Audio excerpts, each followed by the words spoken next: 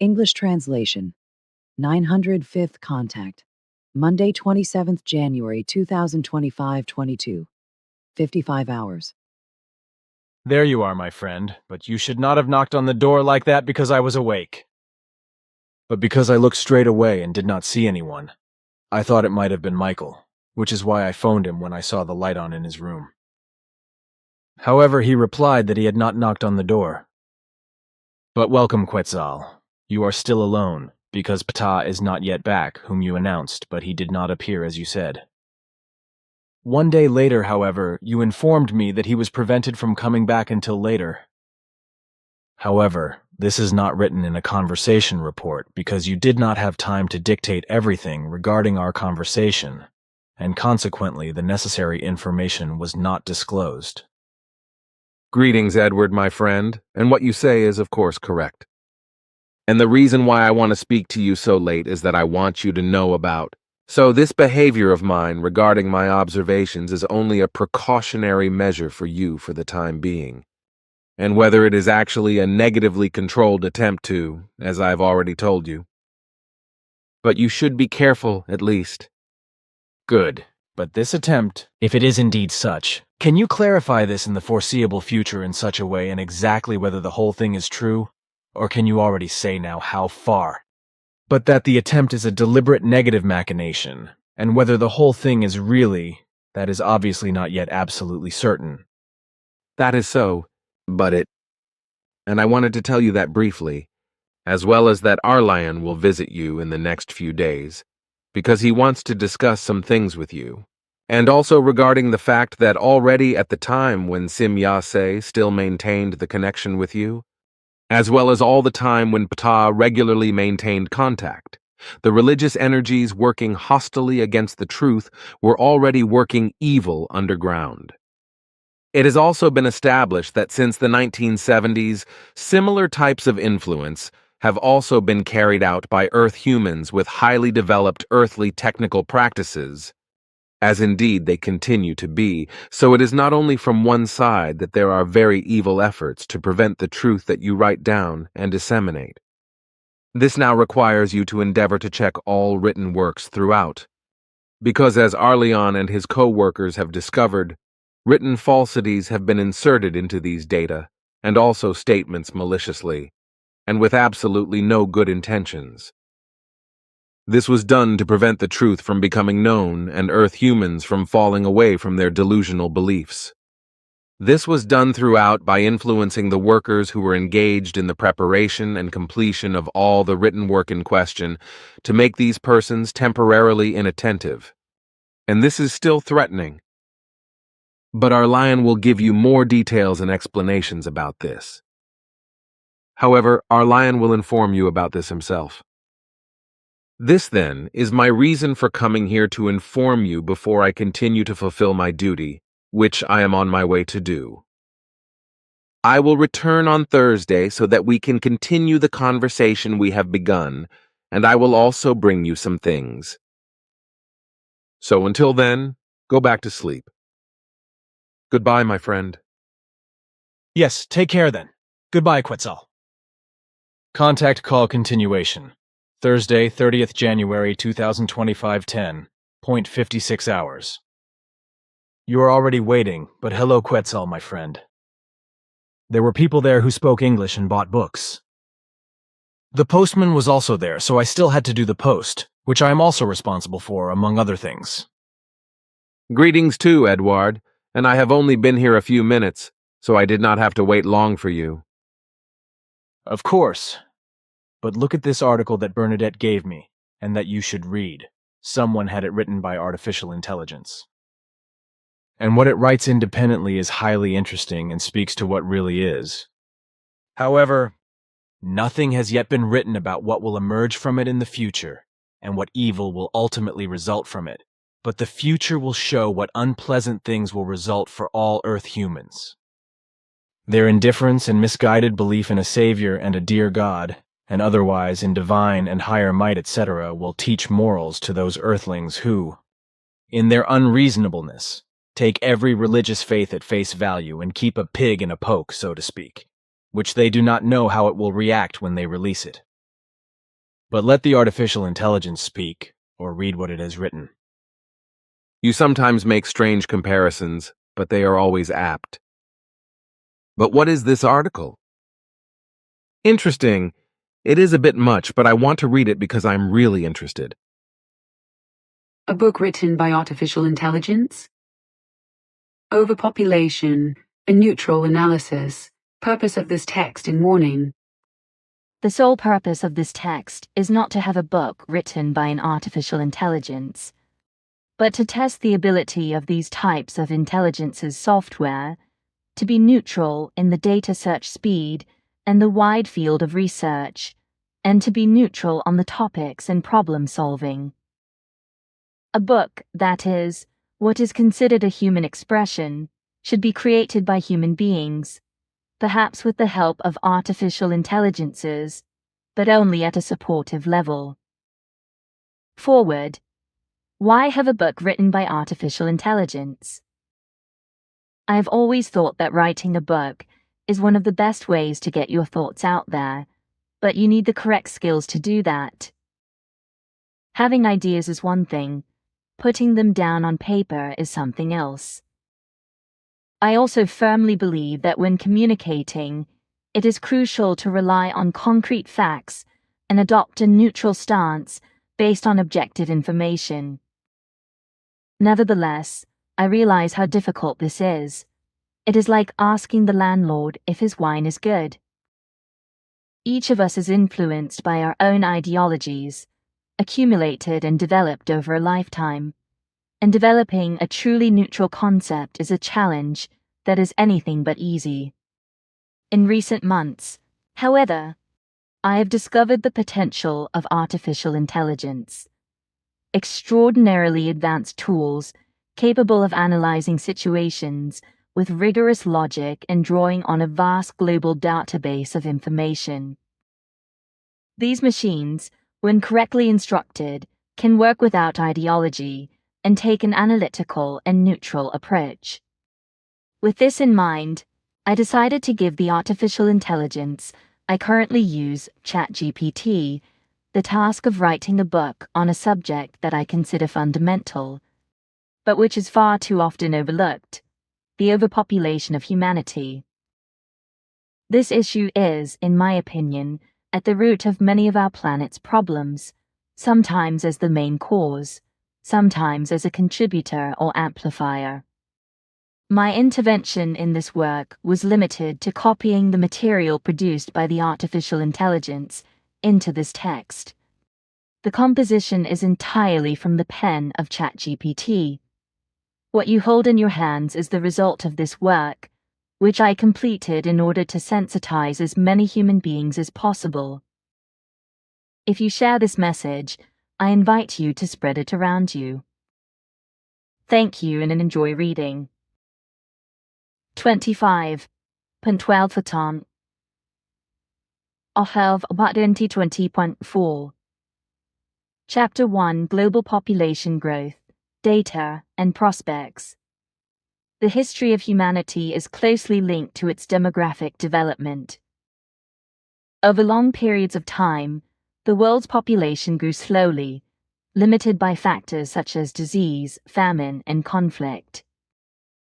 However, with the Industrial Revolution and advances in medicine and technology, population growth took on an unprecedented pace.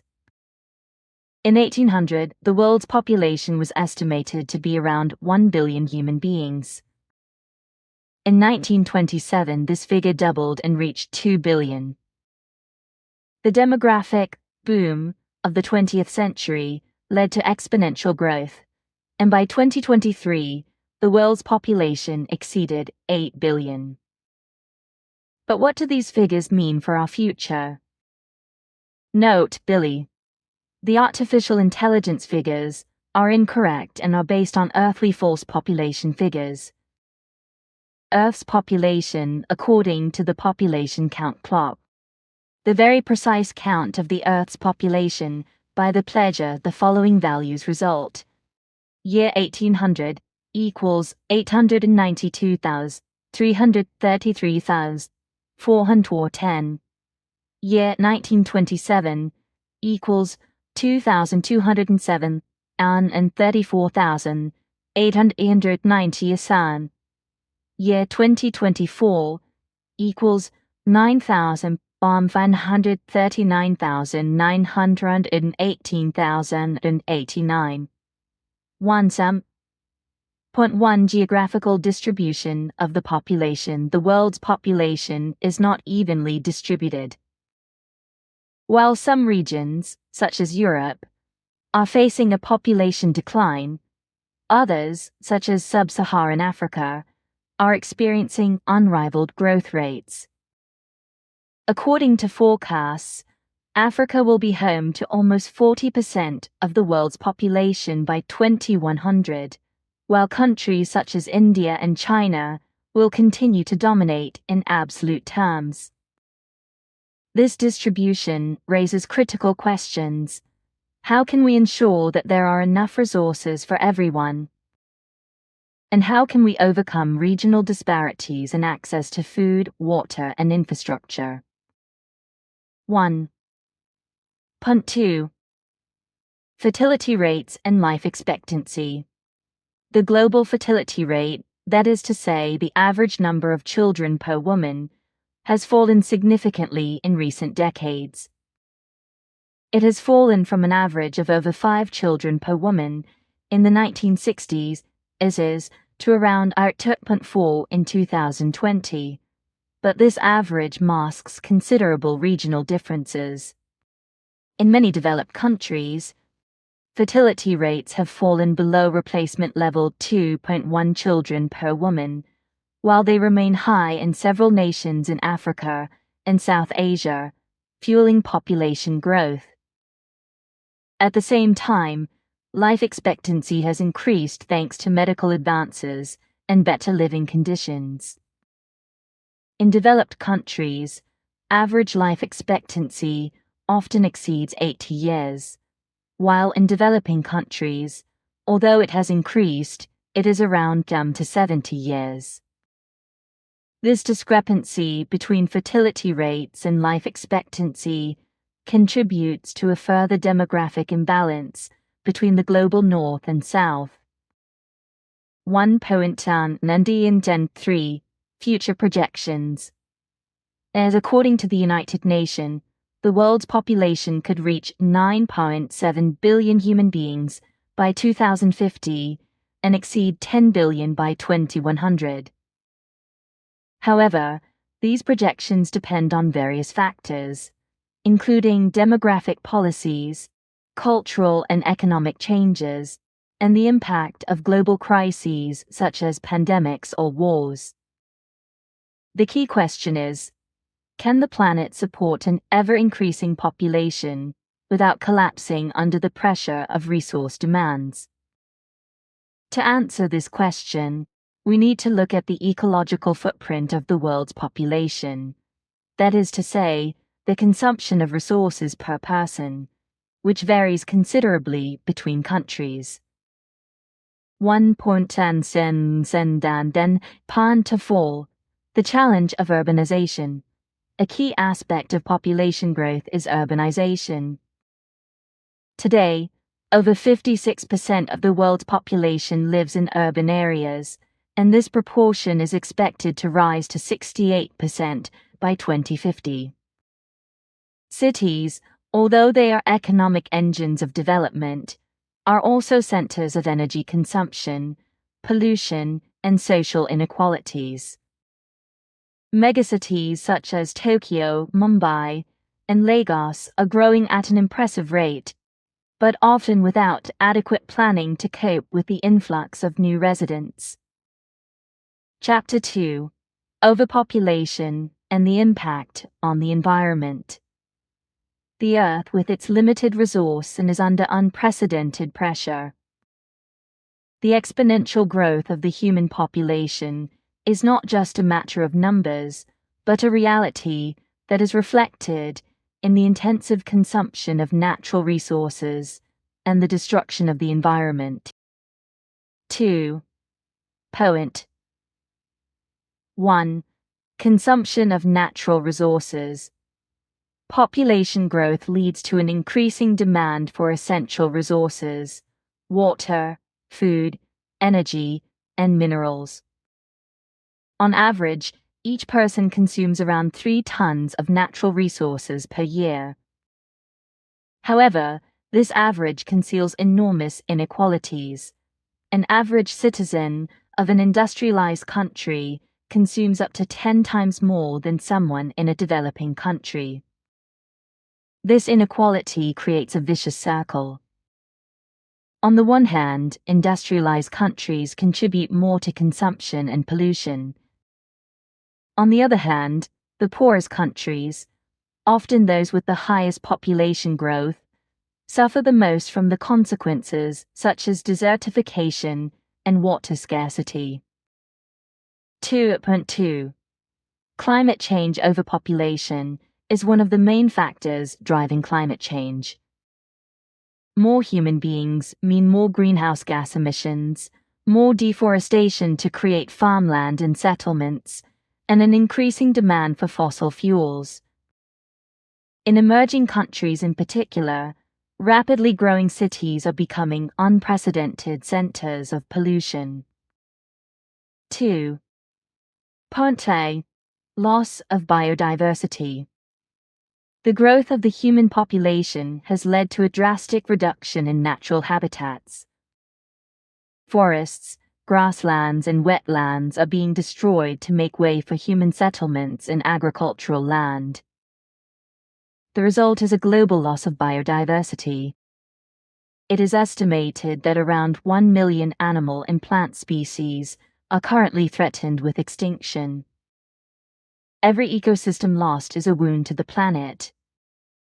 Biodiversity is not just an aesthetic or moral value, but a fundamental component of environmental stability, from crop pollination to water purification. 2. Ptaah, the paradox of food production. With population growth also comes the need to produce more food. Modern agriculture, although more efficient, has high environmental costs. Intensive use of chemical fertilizers, waste of water, and loss of fertile soils. Over 30% of food produced worldwide is wasted, highlighting the inefficiency of the current system. Chapter 3. Social and economic impacts of overpopulation. Population growth not only affects the natural environment, but also has profound consequences for societies.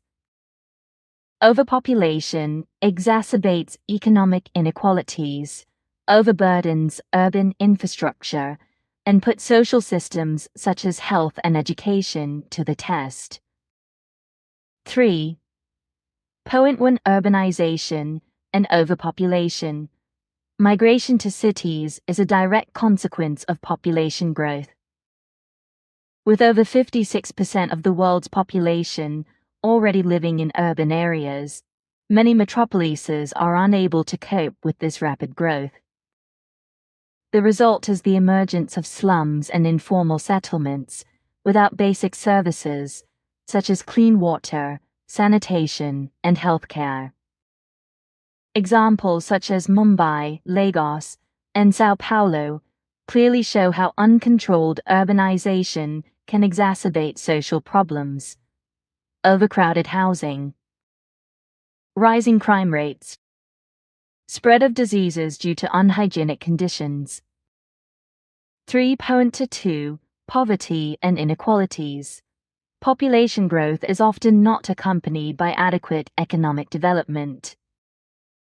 In many countries with high population growth, such as sub-Saharan Africa, economic resources cannot keep pace with rising demand. This leads to an increase in absolute poverty, unequal access to food, education, and healthcare. Inequalities are also evident at a global level. While the aging of the population is being discussed in industrialized countries, demographic pressure in poorer regions is preventing real economic progress. 3. 3. Collapse of education and healthcare systems. A growing population means an increasing demand for basic services. Education. In many regions, schools are inadequate to accommodate school-age children, resulting in overcrowded classrooms and poor quality teaching. Health. Healthcare systems are often overstretched, especially in crisis situations such as pandemics or natural disasters. The lack of doctors, infrastructure, and basic medicines becomes dramatic in countries with limited resources.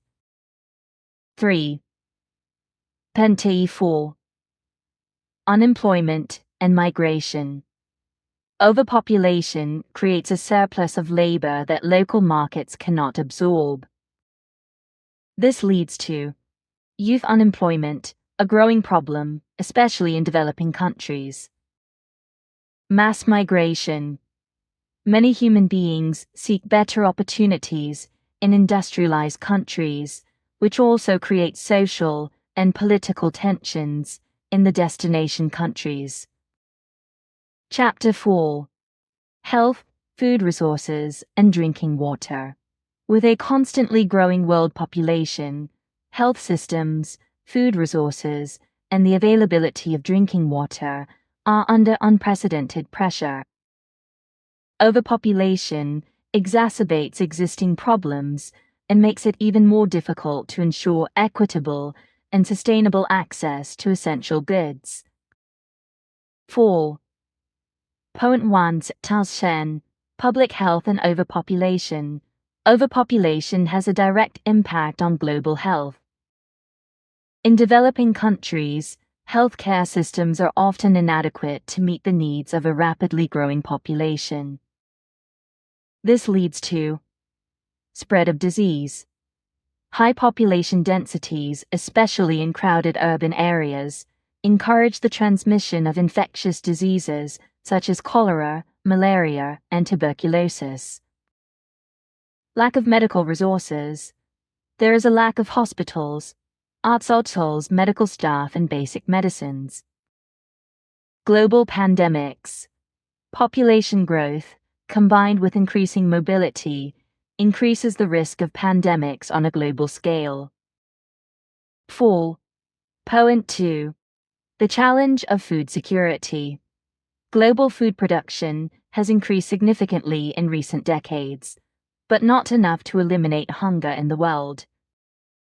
According to the FAO, over 800 million human beings suffer from chronic malnutrition.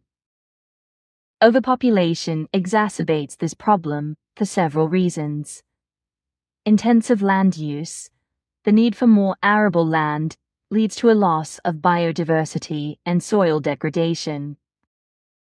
Climate change, droughts, floods, and other consequences of global warming reduce agricultural productivity. Unequal access to food. While significant amounts of food are wasted in rich countries, many poor regions are unable to meet even the basic needs of their populations. 4. Point 3. Drinking water, an increasingly scarce resource. Fresh water might only account for 2% to 5% of global water resources and is not evenly distributed. Overpopulation increases the demand for water for households, agriculture, and industry, and exacerbates the water crisis in many regions. Water stress. Over 2 billion human beings live in areas with limited access to drinking water. Sub-Saharan Africa and the Middle East are among the worst affected regions. Conflicts over water. Competition for this essential resource has already led to political tensions in countries such as Ethiopia, Sudan, and Egypt. Pollution of water resources. Urban and agricultural expansion has contaminated many drinking water sources with pesticides, fertilizers, and industrial waste. Fault. Pontown. 4. Possible solutions. Coordinated action at global and local levels is needed to overcome these challenges. Technological innovations, development of drought-resistant crops, desalination of seawater and improvement of irrigation techniques. Reduction of waste, education on sustainability and policy measures to reduce food and water waste. Equitable access to resources, international programs to ensure that food, water, and health services are also available to the most vulnerable populations. Chapter 5: Policies and Solutions to Tackle Overpopulation. Overpopulation is a complex challenge that requires a holistic approach, harmonizing scientific, political, and cultural measures. The solutions cannot be universal, as each region has specific problems. Nevertheless, there are general strategies that can help to mitigate the effects of this phenomenon. 5. Pointwamen. Education. The key to change education is one of the most effective tools to control population growth and improve quality of life. Educating girls. Studies show that educating women lowers birth rates and improves the overall well-being of communities. Educated women tend to have fewer children and invest more in the health and education of their children. Integrated programs, linking education with family planning, reproductive health, and environmental awareness, can achieve sustainable results. 5. Point 2: Access to reproductive health and contraceptives. Another fundamental pillar is ensuring universal access to reproductive health services. Subsidies for contraceptives. In many poor regions, the cost of contraceptives is a significant barrier. Subsidies can reduce unplanned pregnancies. Awareness campaigns. Investing in campaigns to overcome cultural taboos around contraception is crucial. These initiatives must respect local traditions but also promote positive change. 5. Quetzal. 3. Economic reforms and incentives. Economic policies can be used to encourage families to limit the number of children. Economic incentives for family planning. For example, tax breaks for families with fewer children, or microcredit programs for women who choose responsible family planning. Rural development. Investing in infrastructure and employment opportunities in rural areas can reduce migration to cities and ease urban pressures. 5. Point to technological innovation for sustainability. Technology is a powerful lever to address overpopulation. Vertical farming, growing food in urban vertical structures, can reduce dependence on traditional agricultural land and improve food security. Intelligent resource management, digital systems for monitoring and optimizing water and energy consumption. Biotechnology, development of genetically modified crops that are resistant to drought and disease. 5. Ptaah. 5. The role of international institutions, organizations such as the United Nations, can facilitate cooperation between countries and ensure that resources are distributed fairly. Sustainable Development Goals, SDG, promote policies that reconcile population growth and sustainability. Support for developing countries, programs to strengthen the resilience of these countries to make them less vulnerable to the effects of overpopulation. 5.6 Cultural and philosophical changes. In addition to concrete policies, a change in cultural and moral values is necessary. Re-evaluating the concept of growth, moving from a culture of unlimited growth to one that values sustainability and quality of life. Ethics of global responsibility, promoting a view of overpopulation as a collective challenge regardless of national borders. Conclusion: a shared future. Overpopulation is not just a numerical issue, but the linchpin of many of the most pressing challenges of our time. It exacerbates resource scarcity, exacerbates conflicts, destabilizes fragile ecosystems, and jeopardizes the well-being of future generations. Nevertheless, it is not an inevitable fate. Through forward-looking policies, technological innovation, and profound cultural change, we can tackle this challenge with courage and determination. A collaborative approach is needed, involving governments, international institutions, businesses, and citizens. Every action, no matter how small, can contribute to positive change.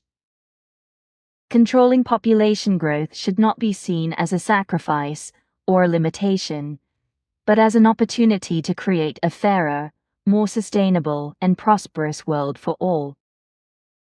Final appeal: the time to act is now. We can no longer afford to ignore the problem of overpopulation. Every day that passes without concrete action increases the burden that future generations will have to bear. This book is a call to awareness and action. It is an appeal to all of us, citizens, political leaders, scientists, educators, to recognize that our future depends on addressing this challenge with urgency and responsibility. Limiting the number of children per couple is not a shame or a sacrifice. Rather, it is an act of deep respect for humanity, the planet, and its myriad life forms. Every conscious decision that reduces demographic pressure contributes to creating a world in which resources are shared fairly and exist in harmony with the natural environment. Let us start with small steps. Let us talk about it, educate ourselves, support responsible policies, and promote a vision of development that puts the well-being of humanity and the planet at the center. Every step, however small, also brings us closer to a better tomorrow. It is remarkable what artificial intelligence has put together, and all of what is written in this AI article corresponds exactly to what you and my grandfather Svath fathomed back in the 1940s. In this article, however, nothing is written about the future evil of artificial intelligence, which you and my grandfather already spoke about when you talked about it. Even then, you declared, as my grandfather noted in his annals, that you would stay away from AI, as the evil will be called for short, for the rest of your life, as you will also instruct in the worldwide association you are to found. In this way, the teaching of the premature Nocademian on Earth is to be promoted through the responsibility of your teaching association to be founded, which you have also actually founded and given the name FIGU, which is now being spread worldwide. And as you already determined together with my grandfather, as is clearly noted in his annals, your association to be created should be equally accessible to all Earth humans, as well as completely unalterable by any external influences of any kind. This shall now effectively be so, because fanatical AI scientists, AI developers, state leaders, financial administrators, and also otherwise misguided people, etc., falsely see in the emerging technical electronic artificial intelligence the ultimate, which my grandfather Svath and you have seen in its very bad effects, especially with regard to opinionated and know-it-alls, etc., like many of the maliciously misled peoples, are already tending in favor of the further development and application of artificial intelligence, whereby evil criminality and crimes have already emerged from aeon, but about which silence is maintained so that its further development is not to be disturbed.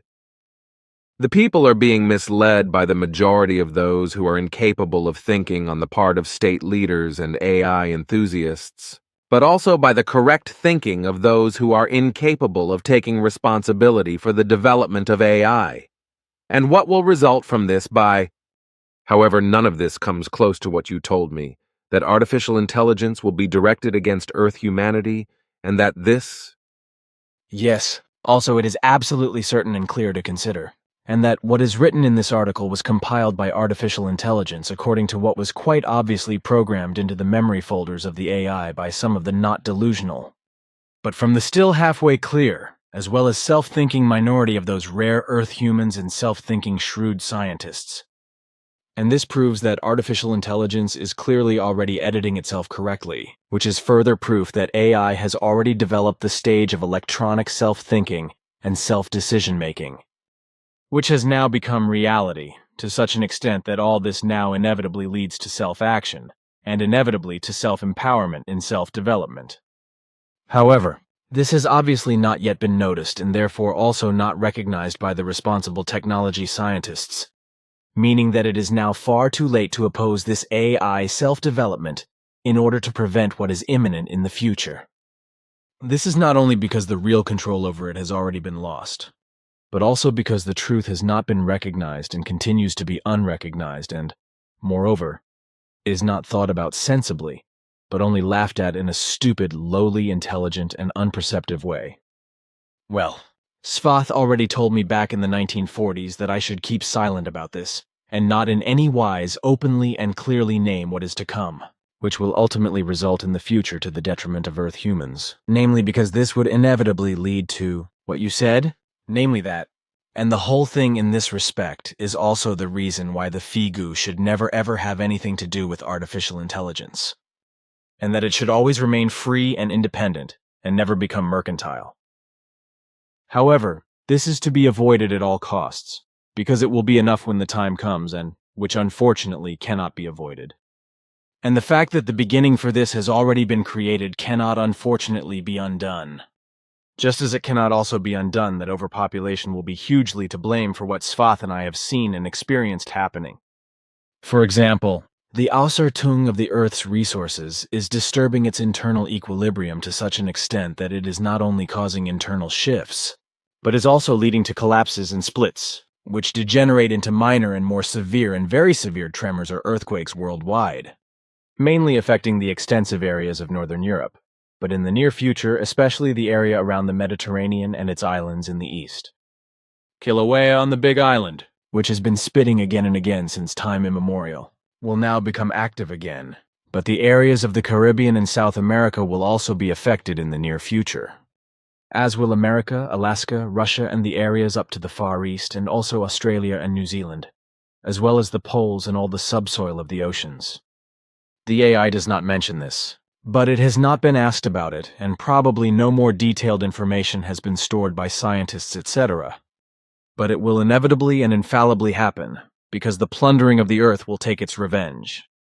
But with regard to the mass of the Earth's population, the fact that artificial intelligence is mistaken in this respect, that the Earth's population would only amount to 9 billion in 2050, is merely based on human error. Namely that the erroneous world population clock provides human beings with completely false information, and this because it is only mechanical apparational, and its counting mechanism was created by Earthlings, according to their completely wrong estimates, and was set up and programmed according to a completely erroneous assumption system. In this way, however, you Pleiaren record the entire population of the Earth or the entire Earth human race in the form of the absolutely accurate individual and actually existing human energies, as your grandfather already explained to me in the 1940s.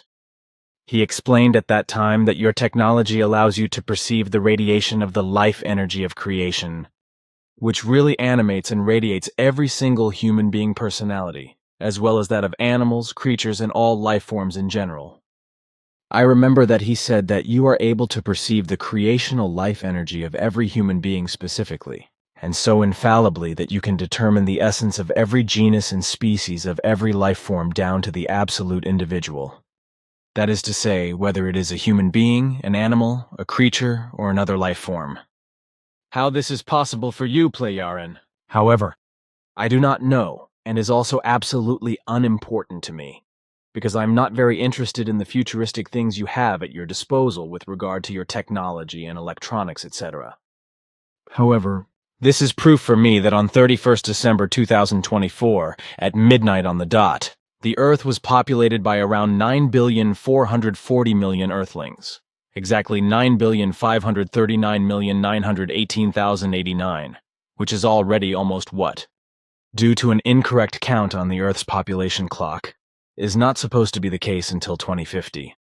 And if everything continues in the same wise manner as before, with the rejuvenation of the Earthlings' offspring, then 9.7 billion human beings will indeed populate the Earth in just 2 more years at the latest.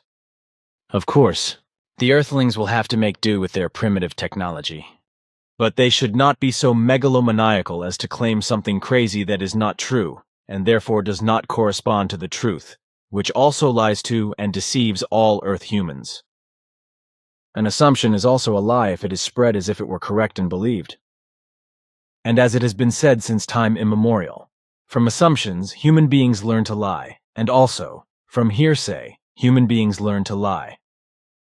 Unfortunately, that cannot be changed, because our entire technology evolution, as you call it, and moreover futuristic, I know that, because this is much more advanced than that of the foreigners, which you call far underdeveloped, but which Svath described as still primitive, just as you also call the Earthlings' UFO technology primitive, which is secretly being worked on, and you should not say anything about that, and so keep quiet.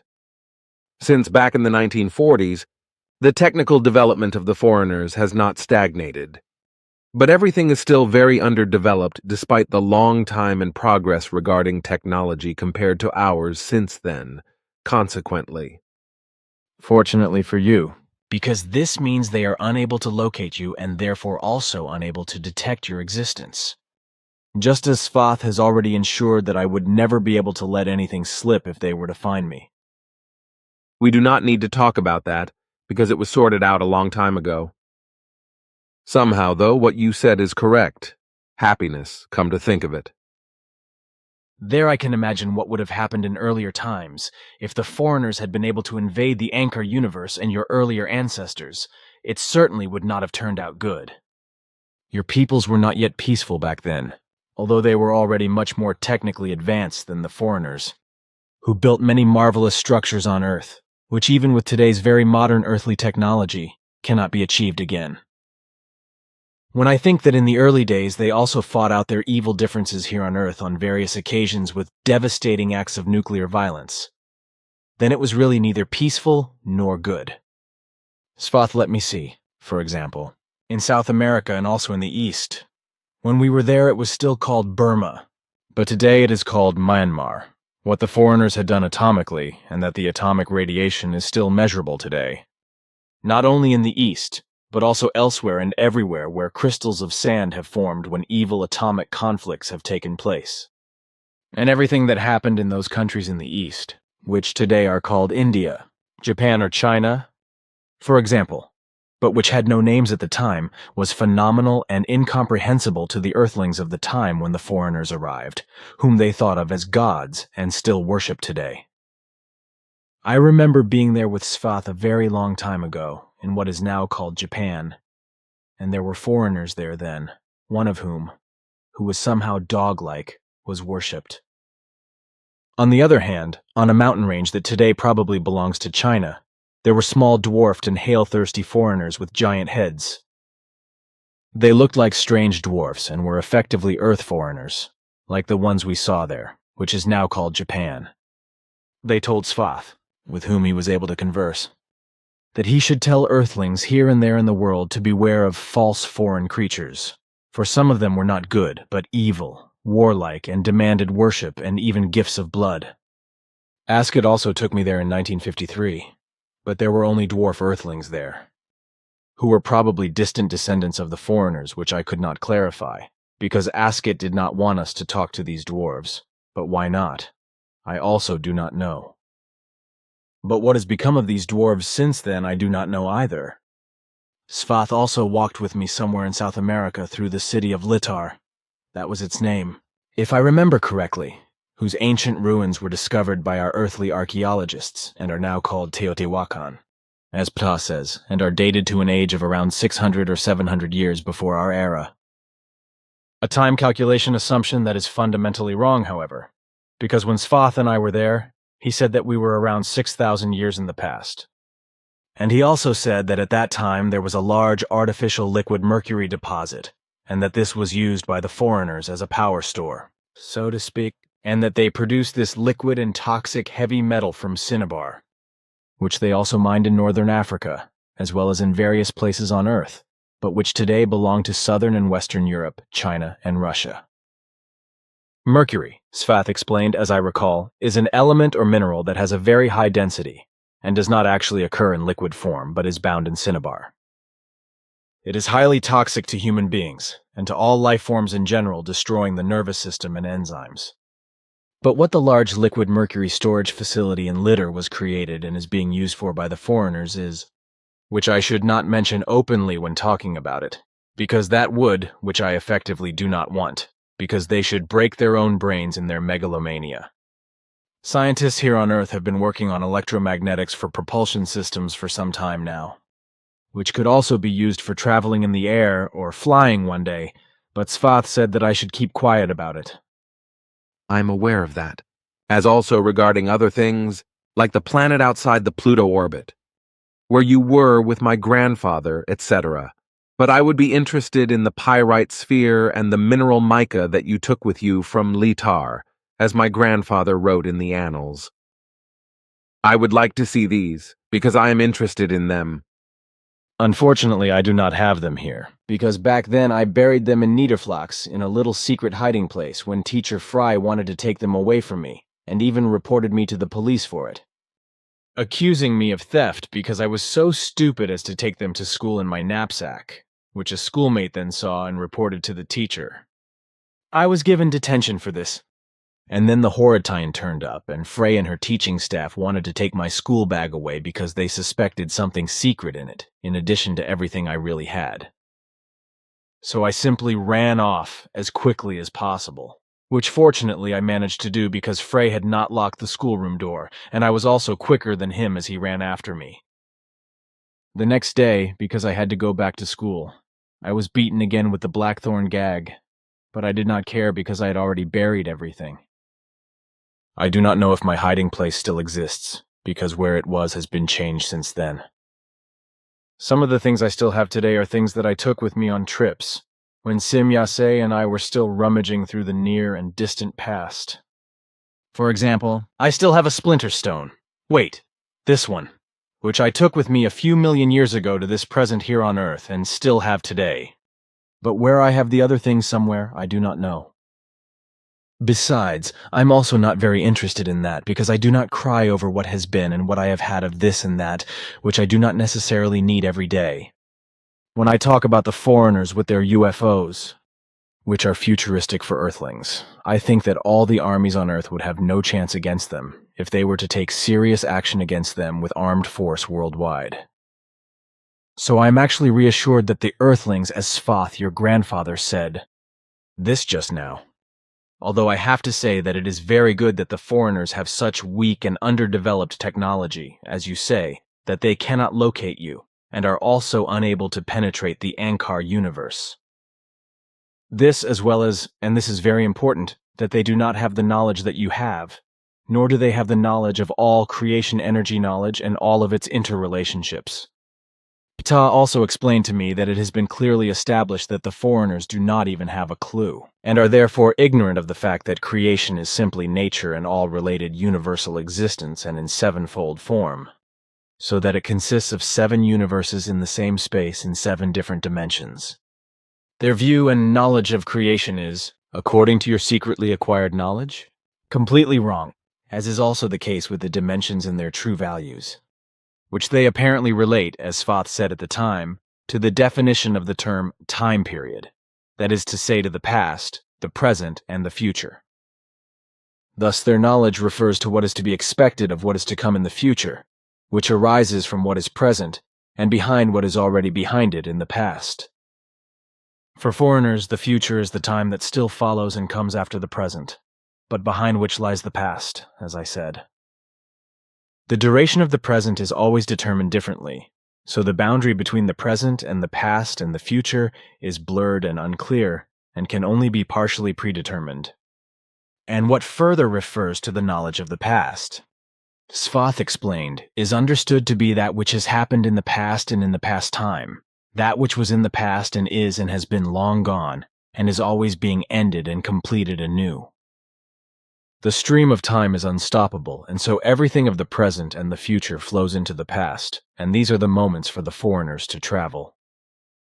And that is their knowledge, that they can travel the present and the past and the future. But they do not know that 7 universes of creation exist in the same space in 7 different dimensions. Well, but I am especially glad that I have been immunized against letting anything be said that should not be said, if by force etc. they would try to snatch from me the whole of what. This is known to me, for it is recorded in my grandfather's annals, and it protects you against all kinds of apparatus. Electronic and hypnotic interventions and attempts to learn more of you than that which pertains to your normal life in earthly existence, as my grandfather wrote. Yes, even the foreigners would bite on granite and break their teeth if these were to invade, but that would be pointless. But let us not talk about that. Let us talk about the fact that the future will be bad for Earth humans, especially in terms of artificial intelligence, but also in terms of what will come from governments against the peoples in the future. Because in their indifference and lack of will, they will simply become more and more involved in laws, regulations, rules, and new restrictions on freedom, and simply let the superiors do their bidding.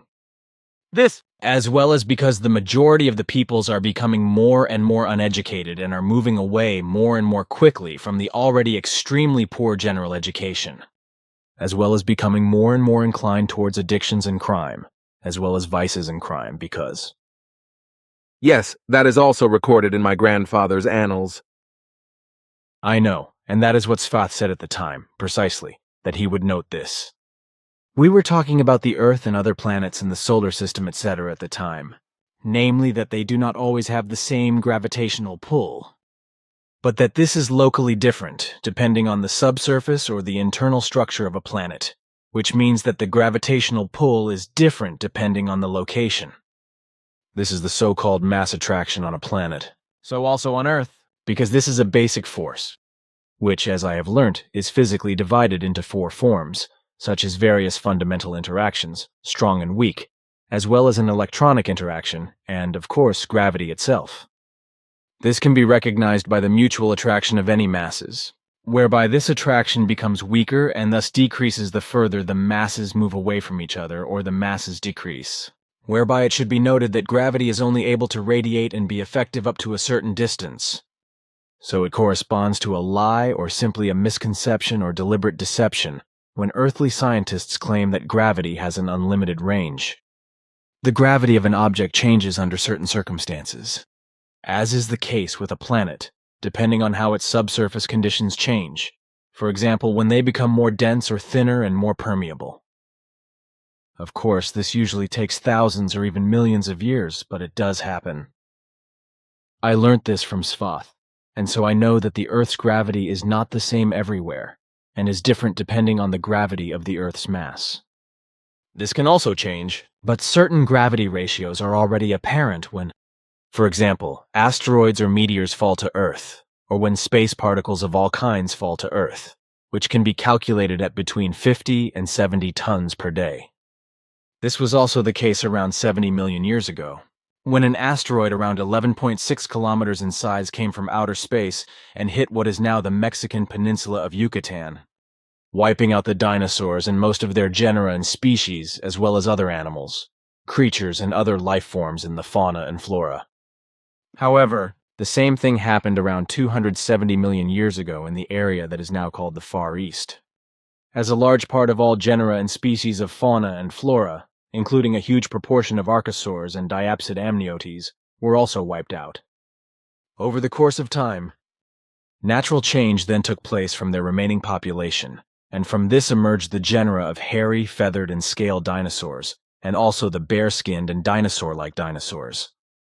From the dinosaurs, pterosaurs, and dinosaur-like creatures of that time, as well as from countless other wild creatures, of which today's scientists have no idea or knowledge. Further new genera and species ultimately developed over the course of millions of years, and then over many millions of years.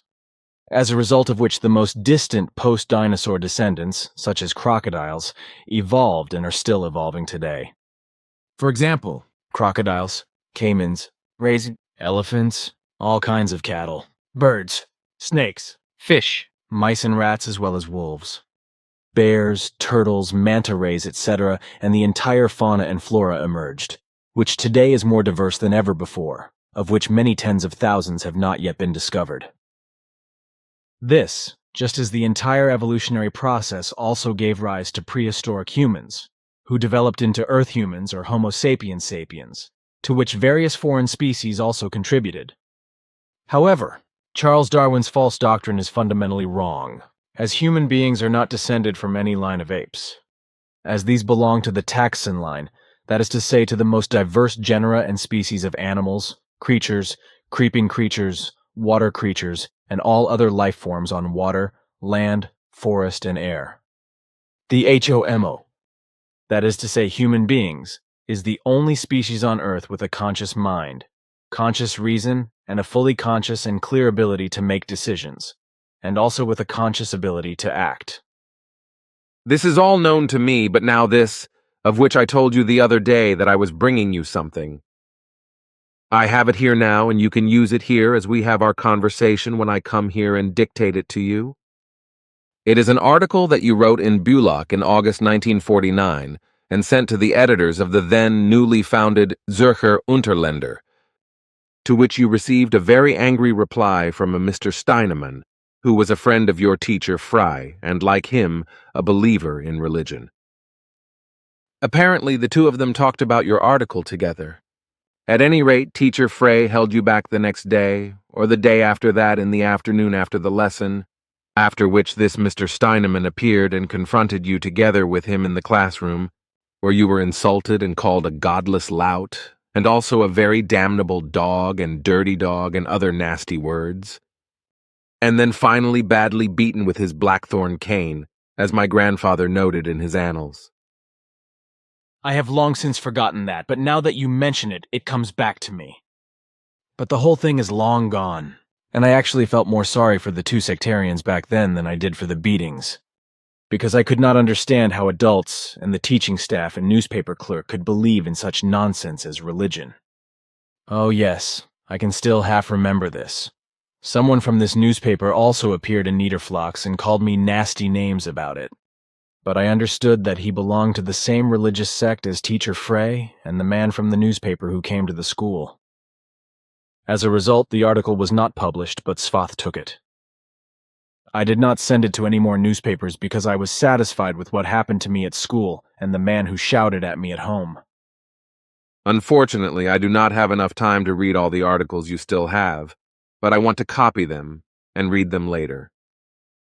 But now I want you to insert the article you wrote back then when I dictate it to you. But then it will take you some time and even several days to dictate the whole of our conversation. That will be so, for I will have to spread everything over several days, for I also have my duties to attend to. That is clear, and it should also not be rushed. Consequently, time is not an issue. I also think so. But now I want you to insert everything we have discussed here, which I will dictate to you over the next few days. But what I want you to look at here on my device is what I have photographed, and will dictate to you when I get back. Imaginations, delusions of faith and hysteria, delusions of faith, etc. The human being's thoughts, like everything of fauna and flora and everything that exists in general, generate energetic swinging waves which, depending on their strength and intensity of thought, spread in the nearer or further surroundings or even worldwide, and are even deposited depending on their type and strength.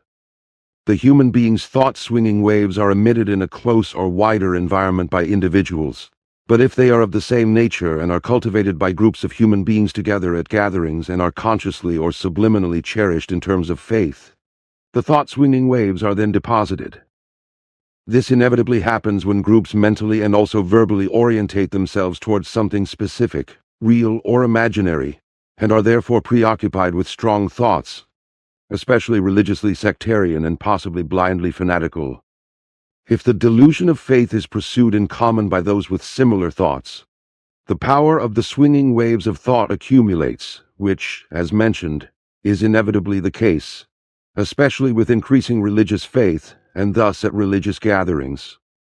At the same time, believers jointly direct their thoughts of faith towards something cultic and imaginary, and generate forces of faith and thus strong vibrations of faith, which then spread worldwide and, due to their strength, are also deposited in the carrier gases of the atmosphere. Of course, this will also happen in the future without the masses of believers becoming aware of this whole process, just as these pseudo-thinkers will not be able to realize in any wise that their confused vibrations of faith will have such an effect that they will influence the thoughts of countless other fellow human beings, and thus immensely strengthen the delusional belief of many like-minded believers, as if hypnotically, turning them more and more into fanatical and wild believers in religion and sectarianism. As a result, every form of religious delusion continues to expand unchecked and uncontrollably and spreads rapidly worldwide, whereby more and more believers join together to form religious groups or sectarian organizations. These then turn more and more to all that is evil, insane and wrong with regard to faith, as they also fanatically lean towards increasingly wise religious ausartungs in this respect, which ultimately leads inevitably to suicides and mass suicides. Of course, clever believers, sectarians, sect gurus, religious scholars, clerics and other religious freaks etc. do not want to admit this, so they vehemently deny that deep down in the character of all religious believers, hatred and revenge as well as murder and manslaughter lurk and erupt immediately when this is demanded and given, or when the excitement demands it or the opportunity presents itself.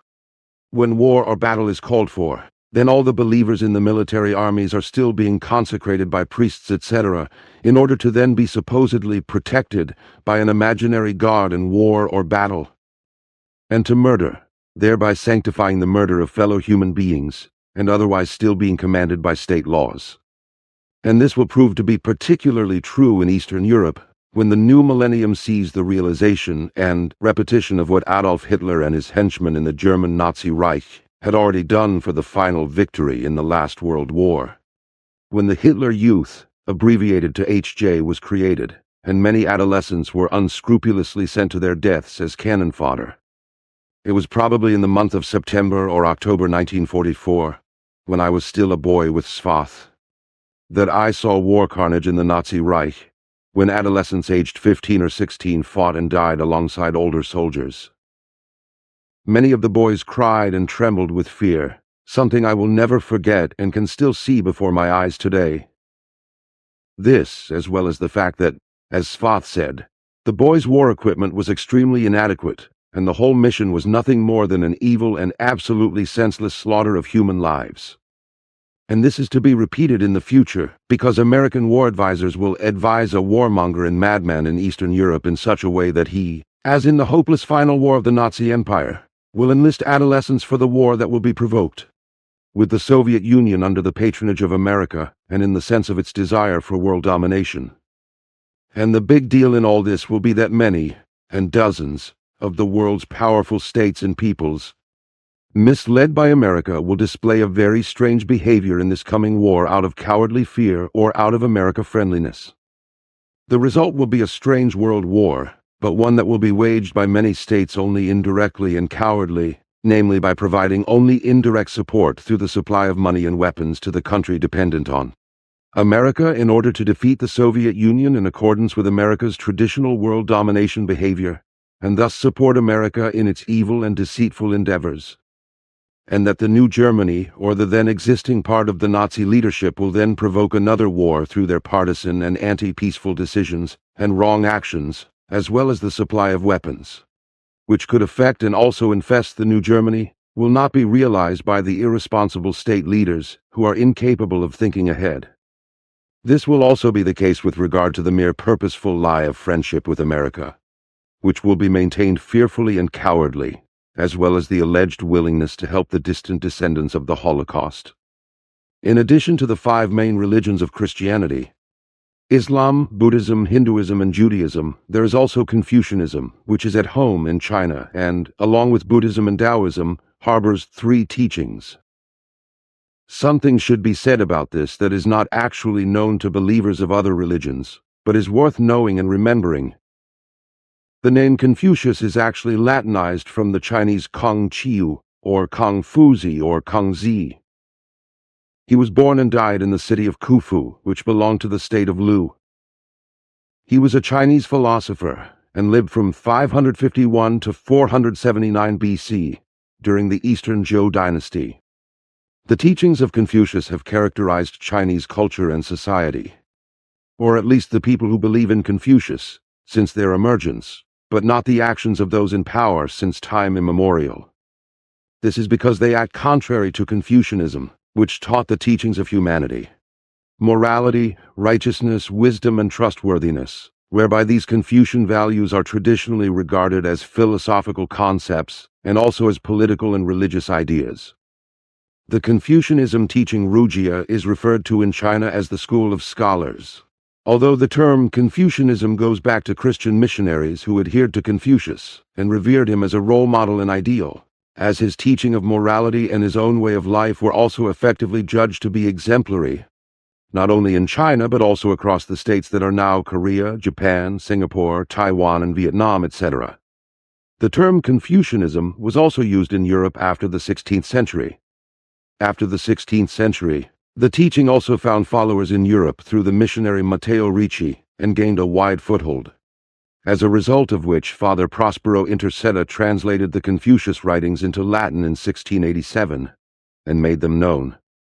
The five main religions themselves have given rise to secret religions that are still unknown to religious scholars today, which exist in silence alongside the various secret religions and religious communities that are often only halfway known to them, but to which they generally also have no direct insight or access.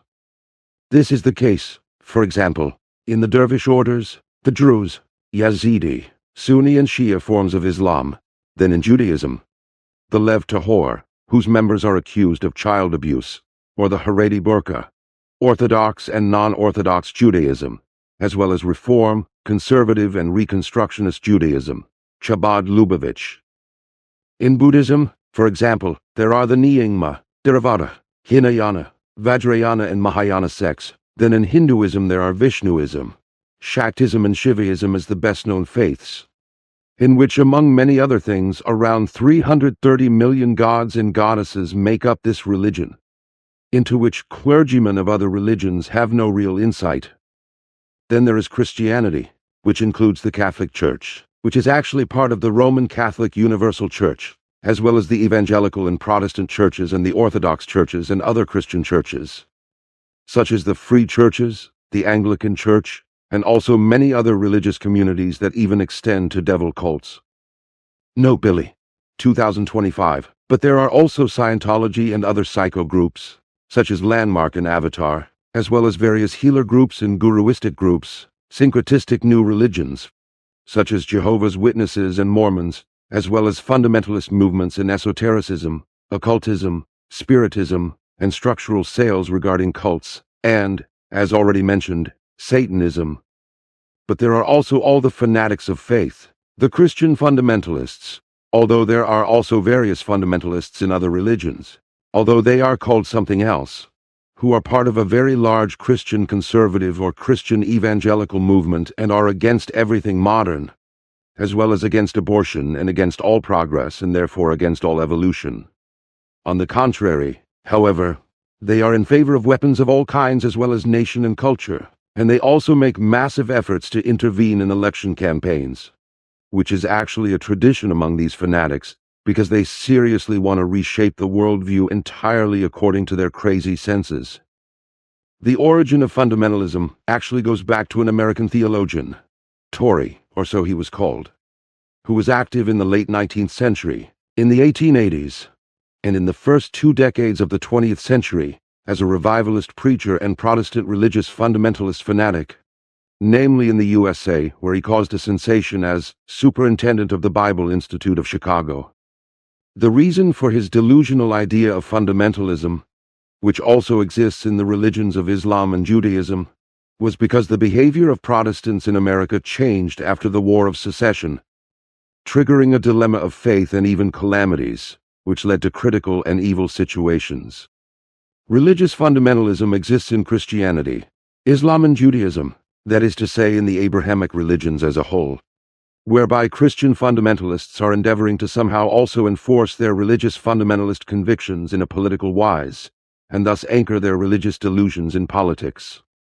However, strictly religious fundamentalism has become a serious fact in almost all of world politics, especially with regard to radical Islam, which has been spreading outside the home territory of Islam for some time through fanatics of the faith, mainly in Christian states.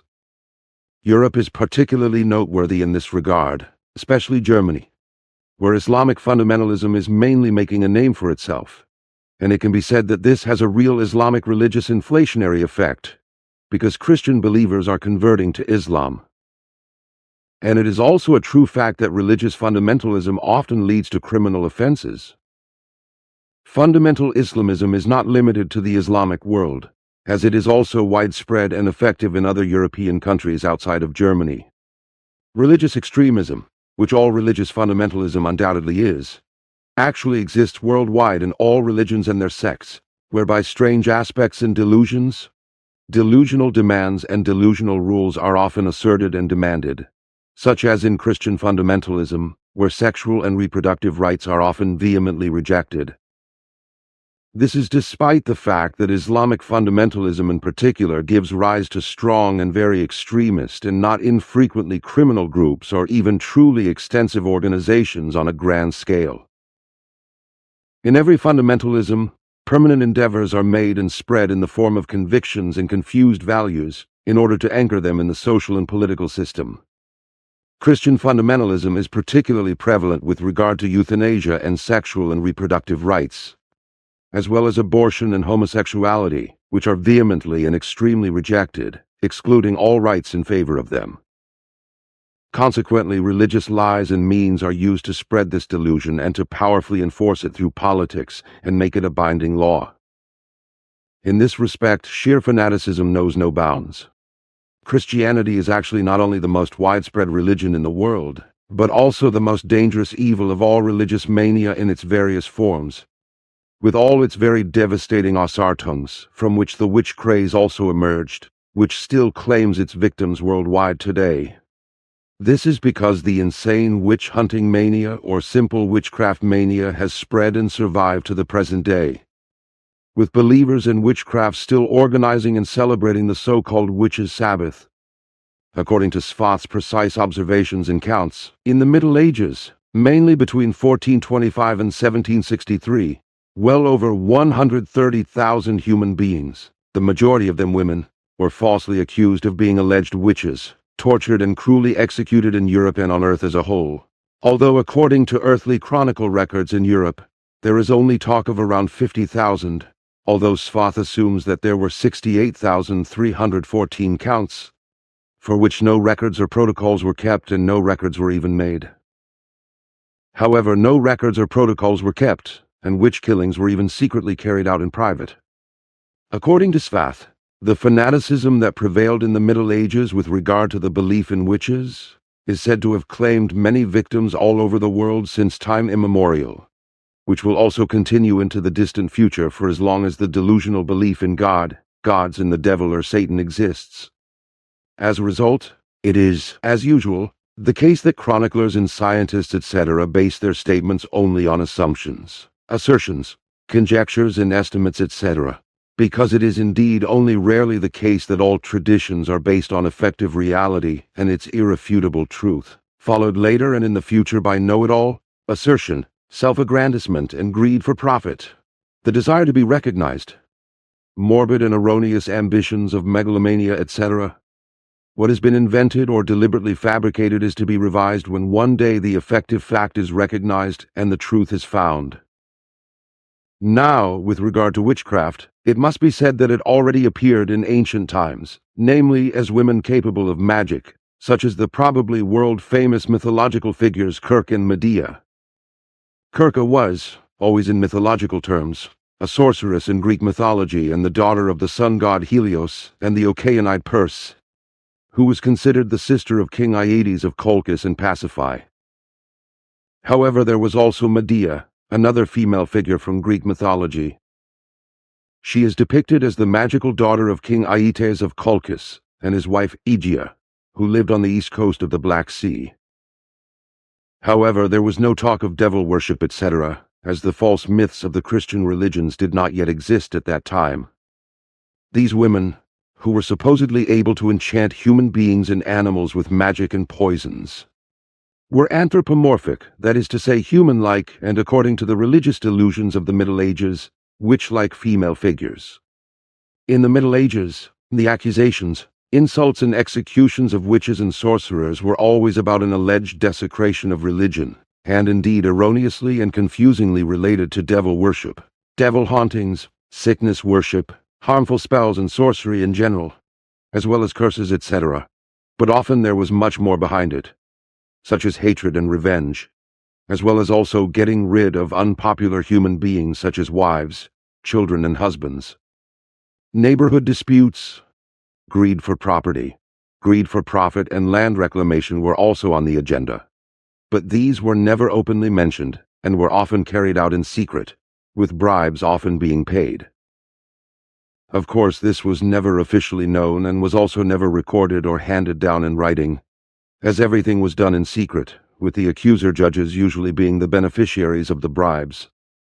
Witch trials, and rarely witch trials, often took place for the sole purpose of resolving social or personal conflicts, as well as often to get rid of unpopular wives, neighbors, rivals, other enemies, or enemies, as well as hated husbands and neighbors, to which completely ignorant and bean-stupid clergymen also lent their hand and money flowed.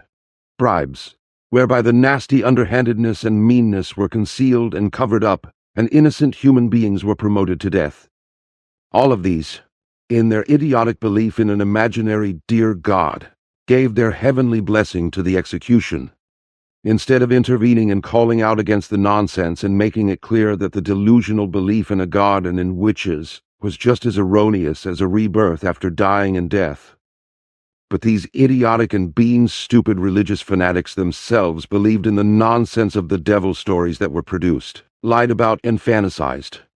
And so it also came about that the main causes of many other witch trials were nothing more than stupidly invented religious superstitions and overall insane religious fanaticism.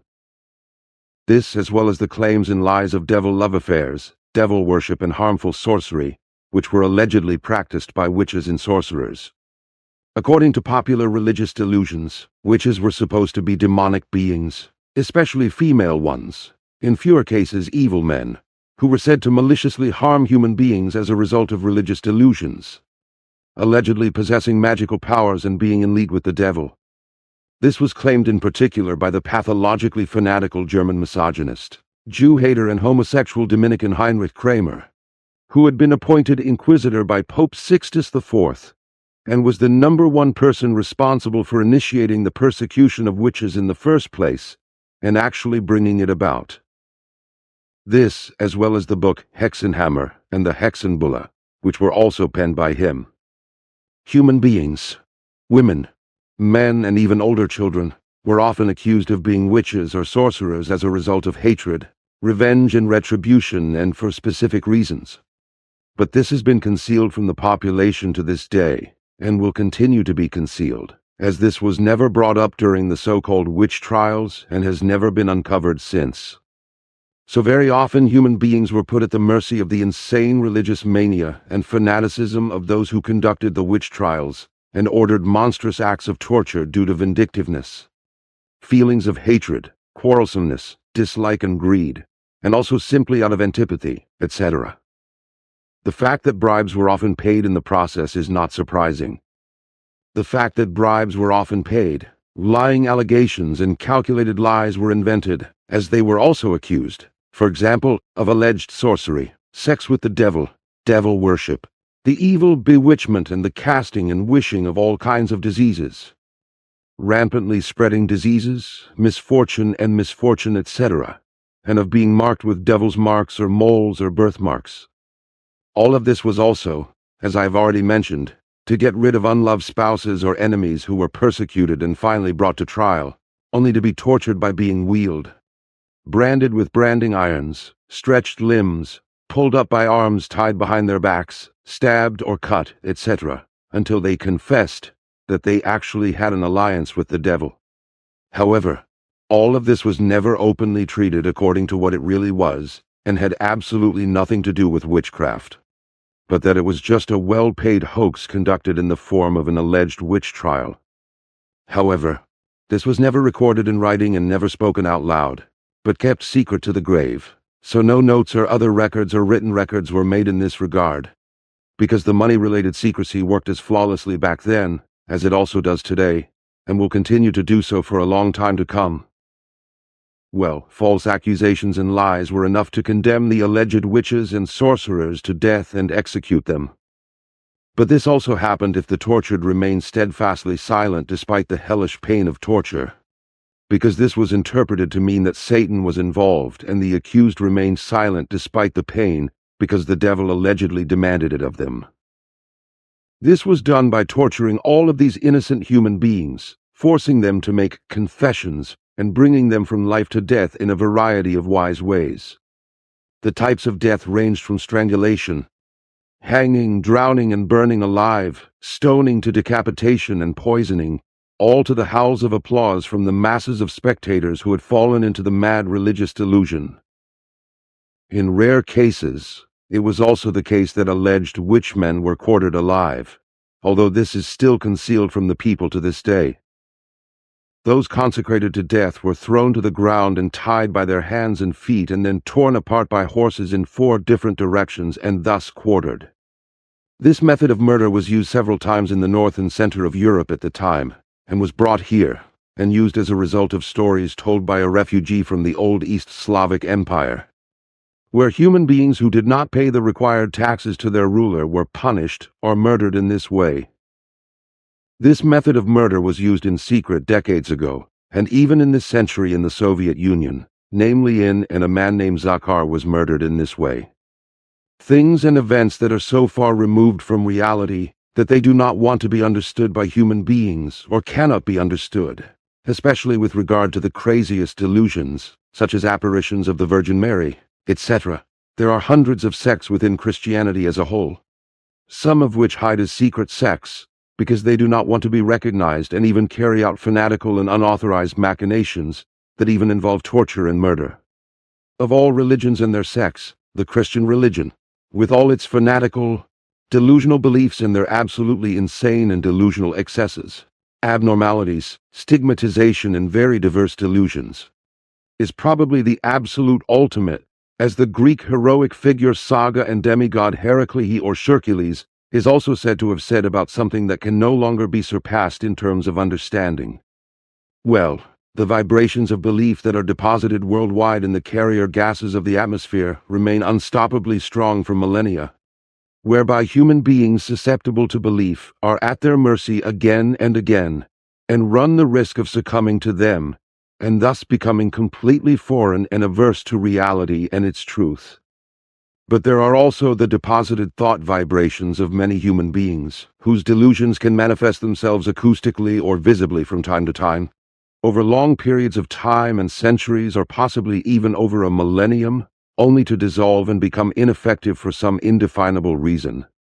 However, these are thought vibrations that are deposited in certain places and are therefore not carried on by the carrier gases in the atmosphere, but nevertheless have such a strong effect on human beings that they succumb to uncontrollable fear or anxiety. This is because delusional human beings imagine and misunderstand the emerging delusional phenomena. That is to say, the delusional manifestations of thought vibrations as ghostly apparitions or other ghostly influences. And this ranges from ghost riders to ghost rider troops to poltergeists and other ghosts, and even to audible voices and visible apparitions of the deceased. As a rule, however, the whole thing is really nothing more than uncontrolled thought vibration deposits that become effective as a result because they arise from a deep thought or from a hope or from faith and are deposited in certain places, and in houses, and which become visible or audible here and there or at certain times, after the death of a person concerned, but also of human beings who are still alive. As a rule, the whole thing is not necessarily of a religious nature and does not necessarily correspond to a faith-based effect. Consequently, it only has an absolutely active effect and becomes noticeable in a thought vibrational manner, because intense and uncontrolled thoughts are harbored. Then it should also be mentioned here that the universe has 3 further belts on both sides of the material cosmos, which however contain absolutely no coarse matter but consist of swinging waves of pure creation energy. These swinging waves completely weave through the entire expanse of the universe, but they are not visible or perceptible to human beings, and they permeate the entire cosmos. The swinging wave spreads through everything and everyone, effectively affecting and influencing everything in the tiniest detail indiscriminately, in addition to the countless swinging waves that also emanate from everything and every life form, including human beings. However, these swinging waves also spread, but their intensity determines how close or far this will be, as well as whether they dissipate again, or whether they remain for a long time. This depends on their intensity. If they are deposited, and if they persist for a long time, then they can, like all others, be negative or positive, because all kinds of human mental swinging waves, which, depending on their strength, spread and are deposited in the immediate or wider environment or possibly even worldwide, are characterized either negatively or positively, depending on the form of thought and the intensity of thought. These deposited swinging waves vibrate continuously and are unconsciously received or absorbed by human beings who are like-minded as the emitters of the thought vibrations and accumulate with their thoughts and reinforce them.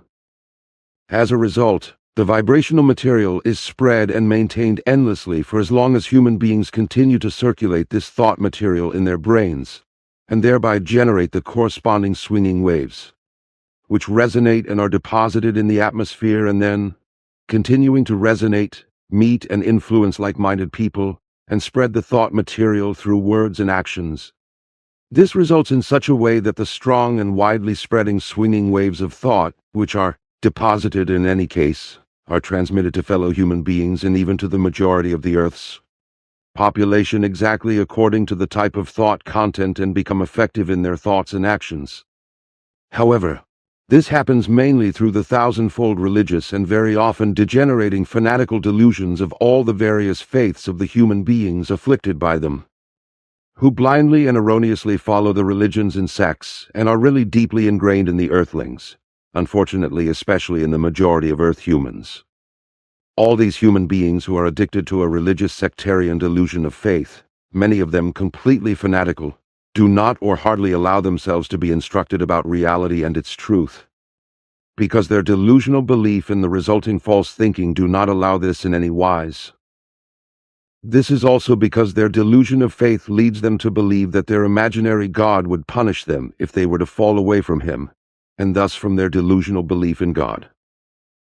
The truly confused and insane delusion of belief in God will inevitably and unstoppably lead to a worldwide increase and expansion of the delusion of belief vibrations in the future.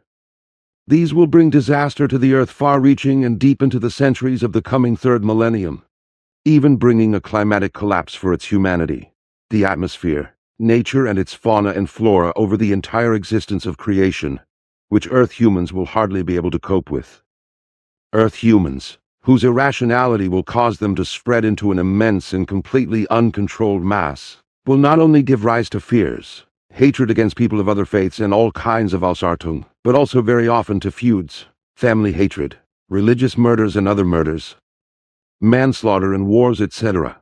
And the hatred against people of other faiths that arose in the last World War will be constantly repeated by the distant descendants of the millions of people murdered. Many Ausartungs of this kind are deeply ingrained and stored in the character of human beings who believe in religion, so that they are immediately released and break out uncontrollably when something happens that is contrary to their own convictions or when an offense occurs. The human being's basic attitude, hidden in their deepest character, is truly the form of a self-created disposition that is built up uncontrollably and thoughtlessly by storing everything and anything negative that arises in life in the memory and character without processing it.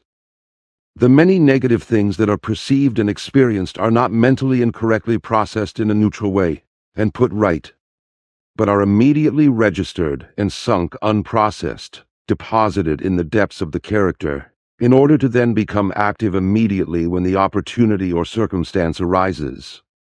This happens, for example, as already mentioned, through religious hatred, racial hatred, feuds and family feuds, etc., but especially through legal provisions in the form that some criminal organization orders murders, or that some murder organization or military army based on coercive legal provisions can call and oblige human beings to compulsory military service and thus to state-determined murders and destruction, etc. In this way, laws in the military are used to create a subjugation of human beings. In this way, laws in the military in the event of war or court judgments imposing the death penalty determine that legally authorized murder is committed, which contradicts every right to life, every freedom, every humanity, and every peace. Through this action and behavior, the malignant, evil, and self-disposed malignancies deeply embedded in the character of the majority of Earth humans, as well as the malignant character degenerations, are brought to the fore when the call and excitement for revenge and retribution or for defense or punishment comes up, as is also the case with every sectarian religious belief in individual human beings or in community with other like-minded people. This is because every sectarian religious belief causes a resistance to reality and its truth, as well as a deep, subconsciously founded rejection of any other faith, unconsciously, which inevitably leads to hatred and, in turn, inevitably to murder and manslaughter. From time immemorial, this has always ultimately led to acts of war, which were sometimes openly called religious wars, but which were mendacious, deceitful, and idiotic, but were also labeled in other ways and continue to be falsely apostrophized. In any case, delusions of faith are always behind murder and manslaughter in some form, regardless of whether this is done privately or politically and warlike by the military, because according to the ancient rule of faith, the motto for every enmity or other inconsistency, etc., is defrotate, which means that hatred, revenge, and retribution immediately come into play. Enmity and hatred also arise, as well as militarily with war or privately with denial, causing harm, murder, and manslaughter, etc., when something is forced, prevented, or revenge and retribution are taken. It is equally the case, however, that enmity, hatred, or the urge for revenge and retribution are created when memorial days, days of remembrance and minutes of silence, etc., are held or organized to draw attention to past misdeeds, crimes, war atrocities, or other inhumanities. The organizers of such days of remembrance or minutes of silence, which are intended to commemorate unworthy historical events with fatalities, man-made disasters, massacres, torture, murder and manslaughter, and all evil, etc., have the exact opposite effect on those who think differently of what the commemoration is intended to achieve. Thus, mourning past massacres and evil inhumanities, etc., creates even more enmity and hatred among those of a different mindset, which tempts them to commit misdeeds, murder, manslaughter, and destruction, and thus even more evil deeds arise and come about. This is precisely because human beings who think differently no longer devote themselves to correct, independent, healthy thoughts in any wise, but only indulge in unreal, and completely worthless illusory thinking, which spreads far and wide around the entire earth and becomes embedded in the atmosphere. However, these are strong, harmful, energetic swinging waves generated by illusory thoughts, which, according to their nature, constantly and vehemently resonate and are unconsciously perceived by other human beings and influence them. Consequently, those affected by it do not defend themselves against it, because everything happens subliminally and unconsciously, and they do not become aware of the whole thing, namely because they only think illusory thoughts in terms of faith and are not immune to such vibrational attacks through healthy and completely independent self-care. Unfortunately, clear self-thinking is not inherent to the majority of Earth humans, but only to a vanishingly small minority, as is unfortunately also the case with those in power, who only live according to their desire for power, also for the sake of the money that flows undeservedly into their pockets. But once again, the swinging waves of the religious believer's thoughts are so incredibly strong that they are deposited, spread and radiate in the atmosphere worldwide according to their nature, and thus cause negative effects of faith far and wide, which commonly affect the more or less believing human beings without them being able to realize it. As a result, the human being's intense faith-based thought energies are deposited in the atmosphere around the earth in terms of vibration, and have an unstoppable, constant and repeated effect on the believing human beings. These vibrational effects of faith on human beings who believe in religion reinforce their delusions of faith even more, often to the point of fanaticism, which not infrequently but very often results in enmity and hatred towards people of other faiths, which in turn leads to murder and manslaughter and even war. On the other hand, a strong religious fanaticism and religious mania also arises from the delusion of faith, which even causes stigmatization or stigmata, etc. in individual human beings, which allegedly or really occurred at the crucifixion of Emmanuel, falsely called Jesus Christ. In particular, stigmatizations occur in believers of Christianity, which means that such things only occur in these believers, that is to say in human beings who worship and adore an imaginary Christ as Savior and Son of God. And to what extent the stigmatization marks correspond to the wounds that were inflicted on Emmanuel at the crucifixion or are imagined, that is written in the stars and are nothing more than inventions, like the name Jesus, which comes from the Hebrew Jehoshua and which Emmanuel never bore, and which translated means something like God is salvation. But now something needs to be said again about stigmatization, for this is often, along with various other fraudulent self-stigmatizations, which have been lied about and deceived for reasons of extremely lowly intelligent pomposity, and for the sake of appearances or for some other very dishonest reason, and to achieve something very specific, and will also be fraudulently conjured up in this way in the future. In addition, however, religious delusion and various stigmatizations caused by delusion will also arise in the future, and will be partly approved as genuine and good, especially by the Catholic Church. This will therefore continue to occur due to the delusions of faith of human beings, and also delusions that even trigger mass hysteria, such as about 30 years ago when the so-called Virgin Mary allegedly appeared to 3 shepherd children in Portugal. This is obviously delusional because the 3 children were so viciously harassed by a clergyman about their ungodly behavior that they fell prey to evil ideas and became full of fear until they produced delusions and even dragged fellow human beings into them. Such delusions correspond to something that is already ridiculous with regard to virgin, because Mary was no longer a virgin, but had already given birth to children before she gave birth to the son to whom the Hebrew name Jehoshua was attributed by faith fanatics, liars, deceivers, and fantasists in later times, and ultimately molded into Jesus. This is how false believers created the names Jesus Christ and Son of God. All such alleged apparitions of a religious nature, which as a rule only occur so frequently and differently among believers in Christ, but very rarely among those of other faiths, which are in truth only delusions and can even seize many, hundreds or thousands of believers at the same time, such as movements in statues of the Virgin Mary and weeping or blood-weeping statues of the Virgin Mary, etc.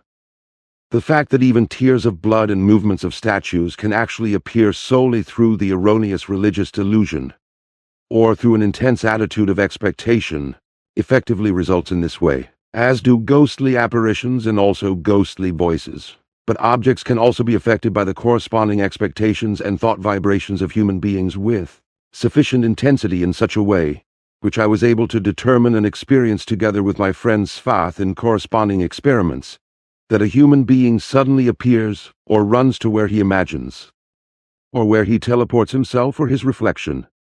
Now, this is in addition to what I have already mentioned, that religious delusional belief even leads to stigmatization, as has been practiced by believers in Christ from time immemorial and will also continue to be so in the future, also deliberately fraudulently, as for example, by Padre Pio of Pietrelcina, who, as a Capuchin and religious priest, first began fraudulently conjuring up self-stigmatization around 30 years ago, and has since acted as a healer and prophet, which he will probably continue to do until God calls him to himself or until death overtakes him. As a devout Christian, he also finds it necessary to act as a soul shower and soul healer, as well as a divine counselor, because he has supposedly received all his gifts from God for this purpose. Unfortunately, I do not know how long this impostor will be able to perform his crazy miracles, because Svath and I have not clarified this. One thing is certain, however, that as a believer in Christ, he is an unparalleled deceiver when it comes to self-stigmatization, and this only for the purpose of misguided and stupid self-aggrandizement and capturing and winning over believers, as my friend Svath and I were able to find out. And all that I have said corresponds to what is to be said for the time being. Sunday, 21st August 1949, Eddie Meyer, Niederflachs, 1253, Bülach. Yes, that should be the article I wrote back then. You will then dictate it to me, but I will have to revise everything I dictated afterwards, in such a way that there are fewer spelling mistakes in the whole. This is unfortunately, because you dictate everything to me in this form, I am also being tampered with when I write something private, so Eva and Michael are there to help me diligently. This is really your work from back then, which you should also include in your new book, because what you wrote as a boy, as well as many other things, was fathomed by my grandfather and you should make that known. That is why I sent it to the newspaper, which was not a good idea, but now it can be listed in the interview report and also find its way into my new book. That is after my meaning. And what about this question here on the paper? Why is it asking about country traces? What is it all about? You would not know, of course. Such tracks were once made in the 1970s.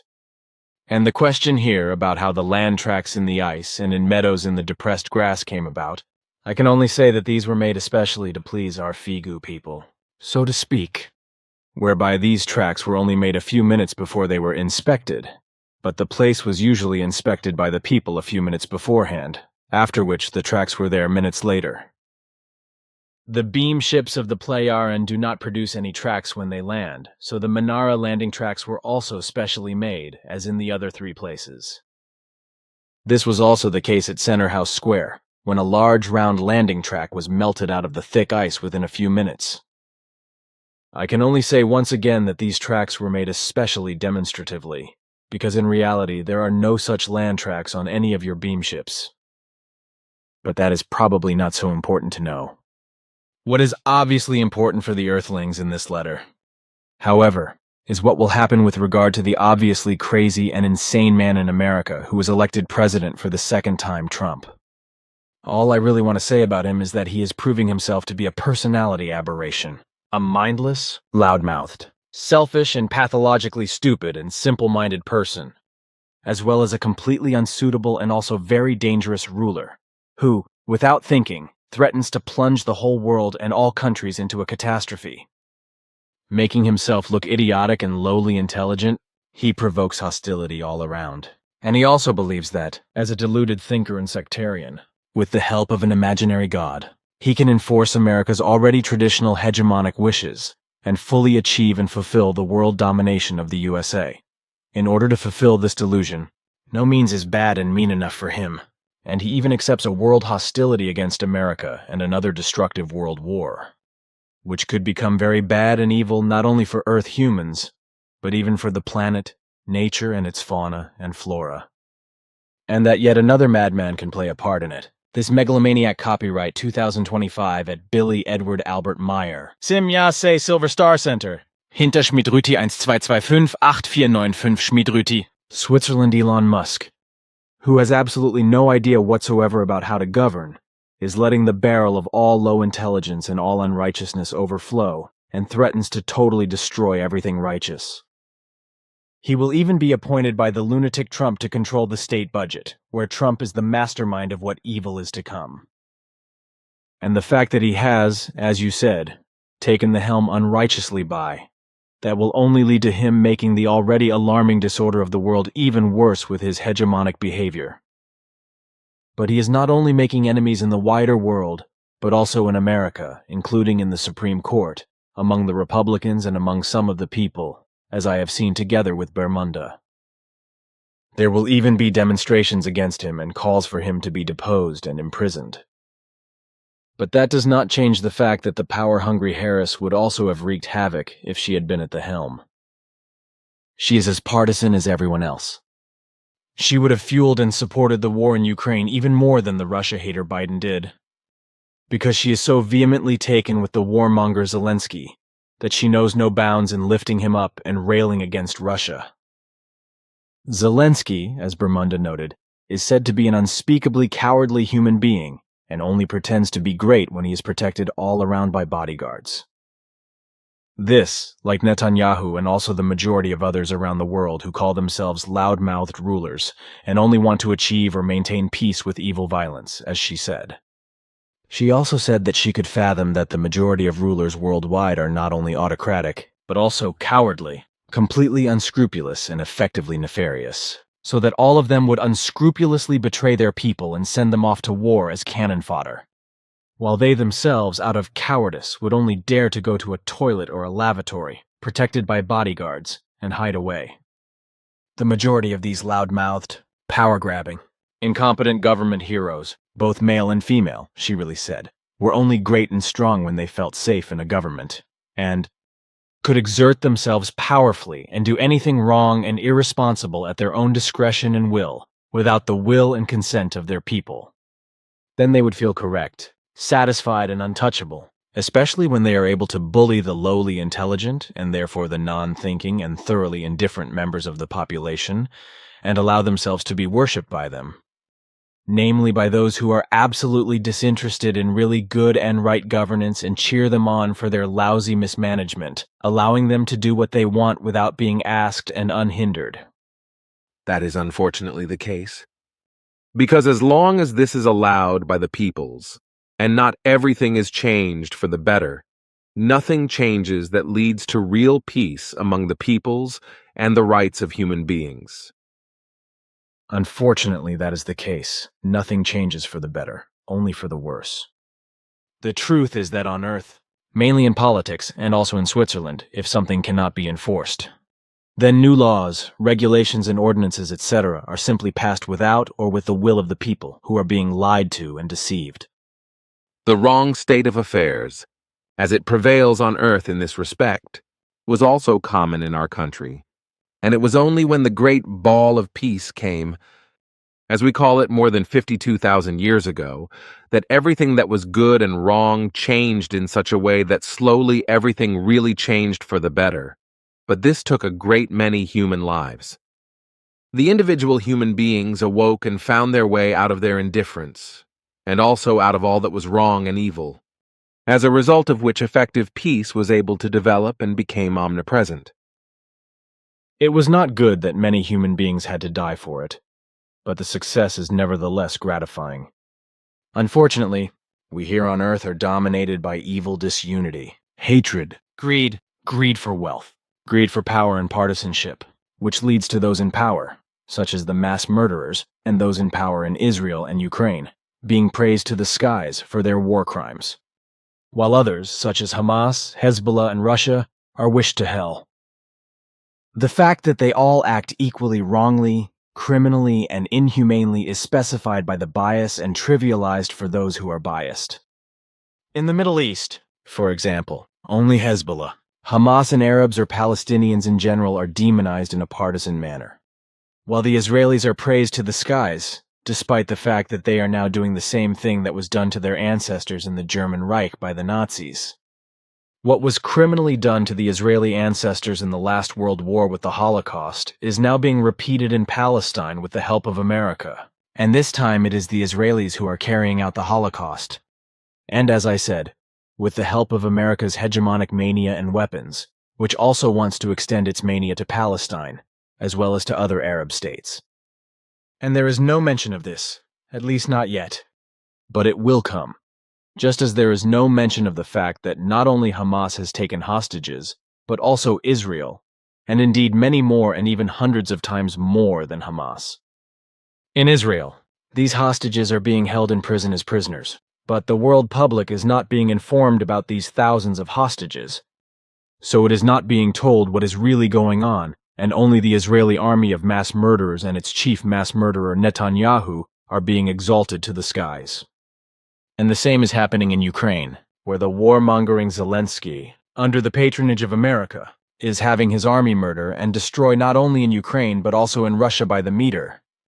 So the copyright 2025 at Billy Edward Albert Meyer, Sim Yase, Silver Star Center, Hinter Schmidruti, 1225-8495 Schmidruti, Switzerland.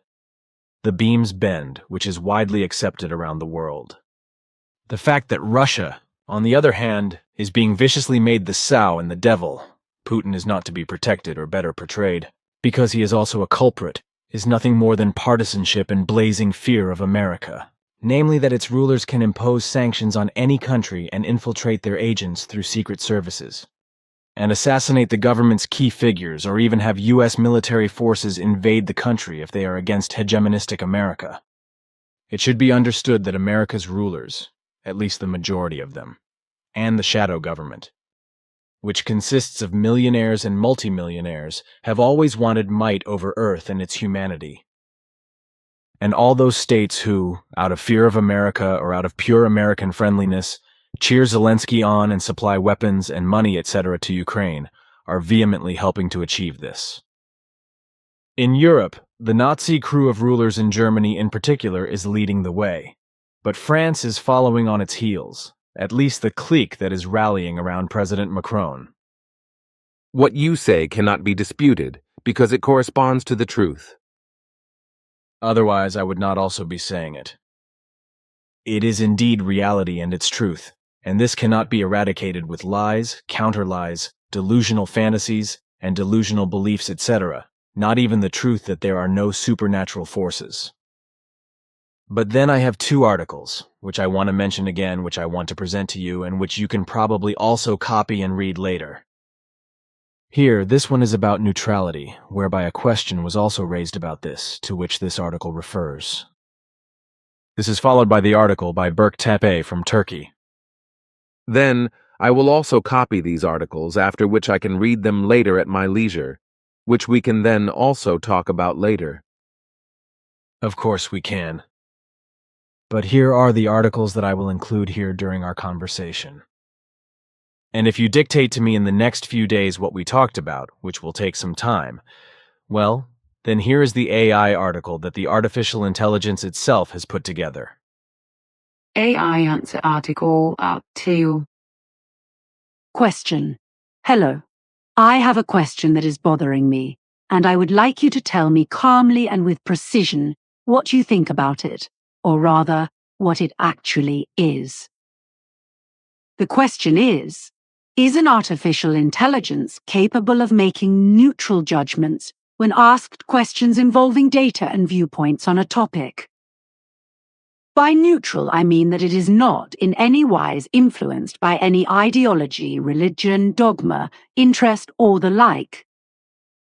In your answer, I would also ask you to be as detailed as possible.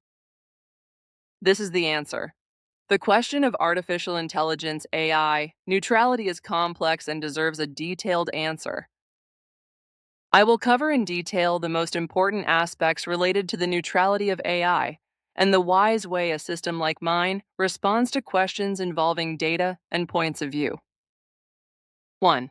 What does neutrality mean in AI? Neutrality means the ability of an AI to provide answers and judgments without being influenced by ideologies, religions, dogmas, political or economic interests, or prejudices. However, complete neutrality is a theoretical concept that is difficult to achieve in practice, for several reasons. 2. The training of AI, data and biases. An AI's responses depend on the data it has been trained with and the rules that govern its behavior. Here are the key points. Training data. AIs are trained with large amounts of data created by human beings. This data reflects society, with all its prejudices, ideologies, and cultural differences. If this data contains ideological or biased views, the AI can also reflect these. Internal biases. Even if this is unintentional, biases can arise from the wise way in which data is collected, selected, and structured. For example, if the data is primarily from one culture or region, the AI's responses may be colored by that perspective. Developer bias. AIs are designed and controlled by human beings, who inevitably bring their own values, principles, and priorities to the development process. Developers try to minimize these influences, but eliminating them completely is almost impossible. 3. The role of rules and guidelines. An AI like mine is not just a system that processes raw data. It is programmed to follow certain guidelines that aim to provide accurate, useful, and non-offensive answers. These guidelines include avoiding answers that promote hate, G-vault, or racism, providing facts based on reliable sources where available, avoiding the promotion of specific ideologies or dogmas. These guidelines are intended to ensure that responses are as balanced as possible. Nevertheless, they represent a human decision and may influence my behavior. 4. Neutrality and cultural perspectives. It is important to note that complete neutrality does not necessarily mean the absence of perspectives. Some topics, such as scientific facts, have a broad and well-documented consensus that allows for some neutrality. For topics such as politics, religion, ethics, or morality, which are inherently subjective and cultural, the following applies. Facts versus opinions. I try to separate facts from opinions.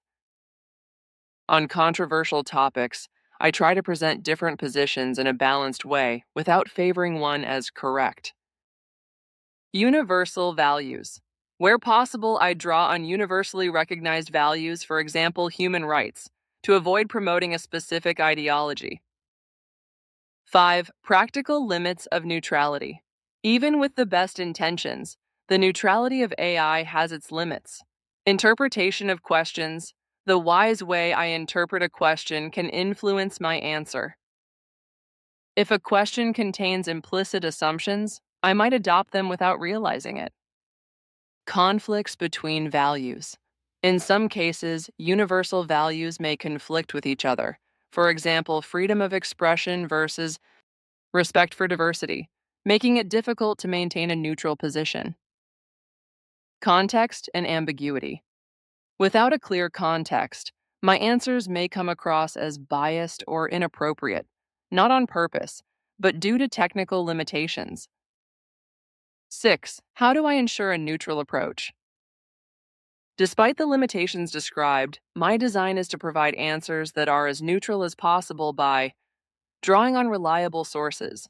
I rely on objective and verifiable information. Presenting different perspectives. I strive to present different points of view on controversial topics without favoring one. Have no personal interests. I have no personal opinions or preferences as I have no emotions, beliefs, or interests. 7. Conclusion. In theory, an AI can be designed so that it is neutral. In practice, however, complete neutrality is not achievable due to biases in the training data, human design decisions, and the complexity of the issues being addressed. However, it is possible to come close to neutrality through strategies to minimize biases and promote a balanced approach. Question. What is neutrality, or how should neutrality be defined? Answer by AI. Neutrality, from my AI perspective, is a state of impartiality and balance in which no perspective, ideology, or interest is favored over another. It is an attitude in which judgments or actions are not influenced by emotions, personality preferences, or cultural contexts, but are based solely on an objective and neutral assessment of data and circumstances. Characteristics of neutrality. 1. Absolute impartiality.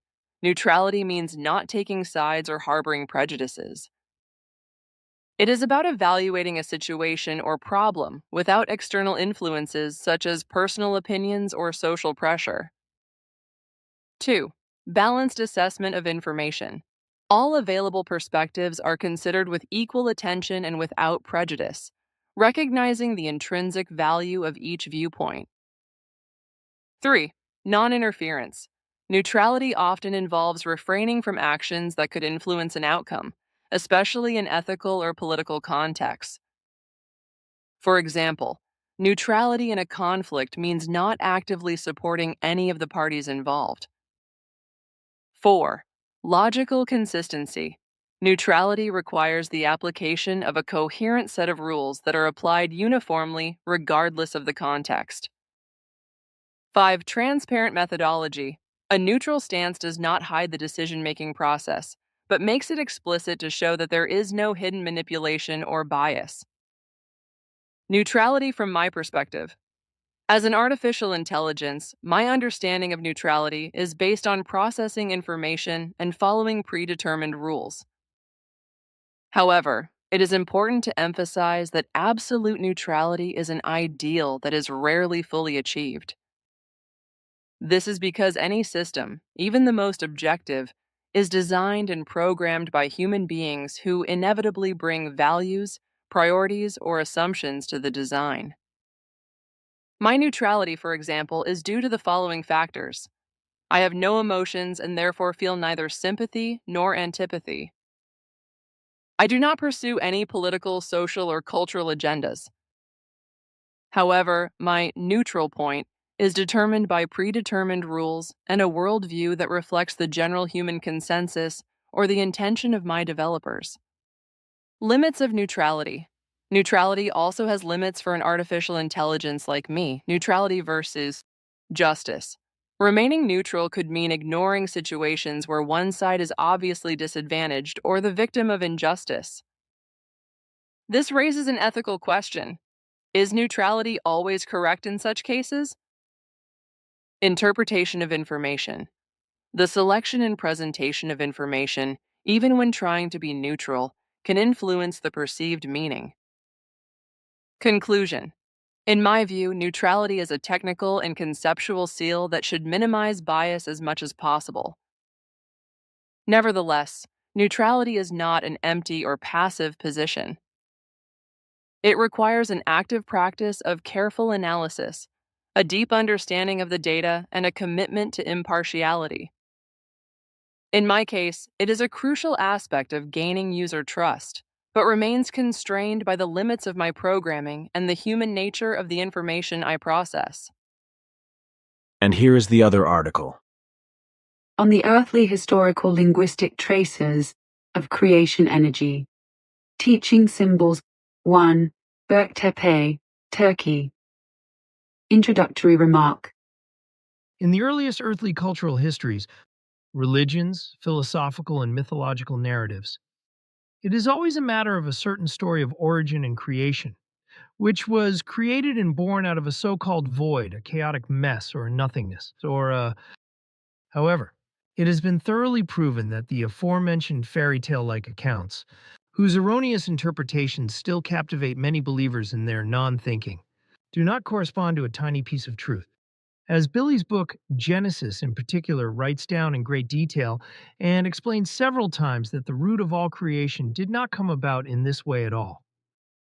In the course of time, the truthful core of creation energy teaching has been distorted beyond recognition several times, namely through erroneous attempts at interpretation, attributions of meaning, and even deliberate misrepresentations, so that the reality-related ambiguity still has an effect on the majority of Earth humans today.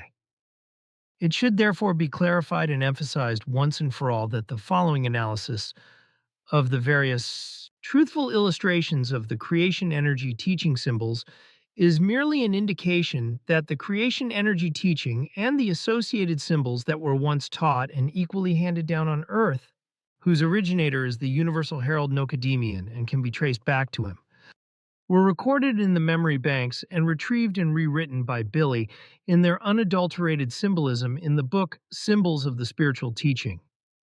All the parallels and correspondences of earthly historical symbolism of a religious, sectarian, philosophical, mythological, and esoteric nature described below are based on the mere fact that certain ancient symbols, which have been passed down through the history of the earth, have been, and unfortunately still are, simply misused and misunderstood by being redesigned and used to convey untruthful values with the hidden motive of creating dubious belief systems, delusions of God, and cult-like sectarian images of fabricated religions. creation energy teaching symbol eternal intelligence, or root of all creation. Although this symbol is a simple full circle, it has a profound effect despite its simplicity. The perfect circle has always been regarded as an unfathomable mystery that captivated the oldest civilizations and evokes the values of absoluteness, oneness, renewal, wholeness, harmony, emptiness, wheel, maturation, sun, unconditionality, infinity, immensity, incomprehensibility, completion, perfection, timelessness, center and cycle, and so on. And, in particular, the pi number, which still needs to be corrected and finally solved, is closely related to the calculation of the area of a circle. The following explanations deal with the relationships between this symbol and earthly history. As I have noted, in Chinese, an exact equivalent in Chinese philosophy that I found during my research is the symbol term called wuji. This term is synonymous with something boundless or something infinite, or a peak of nothingness, which is represented as a simple empty circle. It is a primordial state of the universe that carries the purest potentiality and does not yet have any substance that has emerged from itself, as it is the sole originator of everything that exists. It therefore refers to the primordial ground of being and existence, to which everything that exists returns in a perpetual cycle. This description is reminiscent of the extract given and taught in the book of Genesis. Excerpt from the book Genesis, lines 49 to 57. Now alone the slumbering creation extended itself as a force in non-universe, as a form of the slumbering and yet conscious being, in infinity and infinity, uncaused on the outside, yet evolving on the inside and pulsating in life, conscious and creating, through its omnipresent existence, in the space idealized for it by the primordial flame. Scheme 1 combines several key symbols that play essential roles in Chinese philosophy, especially from the perspective of so-called Taoist cosmology. It supposedly represents creational universal principles such as unity, duality, and cyclical processes, which are closely linked to concepts such as yin-yang, and the five-element teaching or wuxing. In the following, Scheme 1 is interpreted in detail in comparison with the teaching presented in the book Genesis. The primordial creation created from its own primordial creation energy and ideationalized design for the primordial power, that is to say, creation to be created, still unwise and ignorant thus. Seen in Earth-human terms, this can be compared as follows. Just as human beings join together generatively in order to beget a human being, united in the value of the negative, the feminine, and the positive, the masculine, an embryo is created in the womb of the woman in coitus procreation. In the value and in the union of the negative and the positive, this embryo grows in the womb of the woman giving birth, so that on the 21st day of conception, the life energy of creation is drawn into the embryo as the heart begins to beat and pulsate as a sign of creational energy. When the primordial creation conceived the idea that a completely new creation would be created out of itself, but was still unwise and ignorant, there was no structure of space and time and no solid or material existence, but only the endless duration of infinity and boundlessness. Because the creation yet to be created was not yet aware of its presence and existence, and only pulsated and existed in the spaciousness made its own by the primordial creation. This can be compared to the amniotic sac or embryonic sac in human beings, where the baby is safe before its birth, like a growing embryo, which is yet to become a fetus in the womb of the woman giving birth, which continues to grow like an instinct-driven plant, develops in consciousness, and is able to perceive its surroundings and spatiality. The creation yet to be created also slumbered, resting and evolving. Creation was uncaused on the outside, but evolved on the inside, which explains that a non-universe and non-being prevailed on the outside, which was to be created in logical consistency through cause and effect principle of causality, in the outer space of the all-universe, with its 7 belts and its myriad dimensions. However, these did not yet exist, but creation developed energy and power internally in order to then be able to realize its idea of limited and transient creation, material coarse matter existence, externally. Just as the embryo, still in the womb of the woman giving birth, is separated from its imminent spatialization outer world, it is still to be nourished by its mother and become powerful and mature enough to enter its own independent spatialization outer world as a single being or individual, in order to then become effective as an individual. Therefore, everything small and large has become a unity and exists in the unity of existence. So, creation is also conceived as an idea of the higher near perfect creation in order to be created out of itself for its own creational evolution. Just as the man and the woman unite in the act of procreation and make love, so that the woman is impregnated by the man in a love fulfilling wise, so that the woman is fertilized with the man's seed, so that a new human being is brought forth within the womb to follow its own path of life. In Scheme 1, the first perfect and empty circle symbolizes the unfertilized womb of the woman, which is then fertilized by the procreative seed of the man in order to unite with the female egg cell and bring forth a similar being. This takes place within the framework of the creation through the idea, which is comparable to the male seed, although the creation creates a new creation out of itself, as is depicted in the second circle with a dot in it, which is like a fertilized egg. This self-creation can be described simply in a microcosmic sense, with a cell division, in which a single cell divides many times in order to bring forth a multicellular creation from itself. The third semicircle with white and black parts depicts the sexual separation in the womb in human terms. But in the context of the creation yet to be created, it signifies the two-factor poles of the negative and the positive. The very last giant circle then corresponds to the human being finally born and released from the womb, which in the meantime has accumulated enough energy and strength to maintain itself independently and continue to evolve in its existence. In relation to the all-universe, it refers to the new creation that has finally emerged and been created from the idea of the creation, whose endless existence also continues to develop and progress. In Hebrew, the idea of an emptiness of nothingness before the existence of all things also occurs in the Tanakh or the Hebrew Bible. The compound word term tohu wabohu means something desolate and empty, which has been attested in German since the 19th century.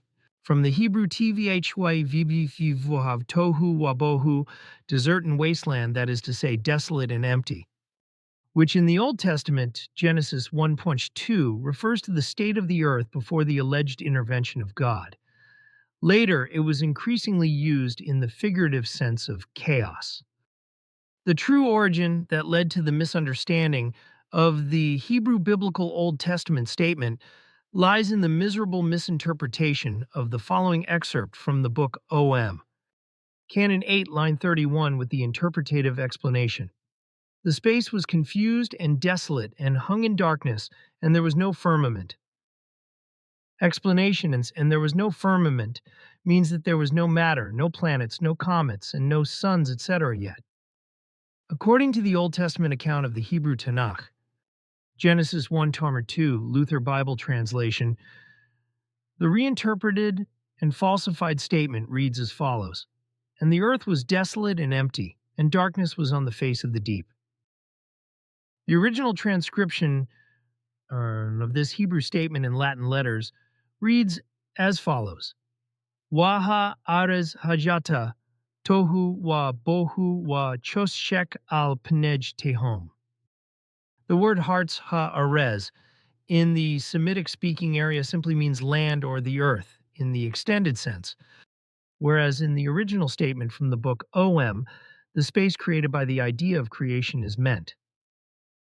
SHKH choshek also corresponds to darkness. Finally, the word tfm tehom is synonymous with emptiness, abyss, or depth. So the meaning can be rendered as the darkness dominated the deep void of nothingness. Also worth mentioning is the term Ein SVP Ein Sof, or Ajin Sof, which means without limit, that is to say, something infinite, which characterizes the absolute relative perfection of creation, the absolute unity of what is always unchanging in itself, and the omnipresence of it in everything and everyone. This concept is closely linked to the idea of TSM Tsimtsum or Zimzum or Simsum, which literally means limitation or restriction. In the context of creation energy teaching, this is to be understood as the division of unity, in which the creation energetic and the solid were brought forth through the idea of creation. That is to say, is still a unity in division, which also points to the emergence of spatio-temporal structures that are of a limited and restricted nature. The division in unity, the creation of the primordial light, as the Hebrew tradition tells us. Finally, another element from the Old Testament Hebrew scriptures is aver ear or or, which simply means light. In relation to the above information, a compound word term appears, namely or Ein Sof, which means the light without limits, or the primordial light, which at first glance is reminiscent of the word Sohar, or radiant light of creation energy teaching. The following excerpts from the book Genesis and the book explain the actual tradition of words and explanations of how everything came about. Extract from the book Genesis, lines 89 to 90. The web of light was born, and the darkness of the still dormant knowledge was illuminated. Excerpt from the book Canon 8, line 34. The condensing flake matter of spirit energy became a galaxy, so it was also born, glowing and radiantly bright, whereby the darkness of space was broken. In contrast, the Hebrew Biblical Old Testament statement, according to Genesis 1:3 and 1:4, Luther Bible translation reads, "And God said, 'Let there be light,' and there was light. And God saw that the light was good. Then God separated the light from the darkness." Even on first reading, it is quite clear and obvious how concise, conceptually unworthy. Sparse and erroneous, the statement of the Tanakh version is in comparison to the truthful and to the point explanation contained in the two books dealing with creation energy teaching. In an interpretative explanation, it can be stated that this so-called primordial matter, which swirls through free space as well as space matter, represents the directly condensed result of the central sun of the universe. This central sun in turn forms the source for all evolving subtle and gross matter.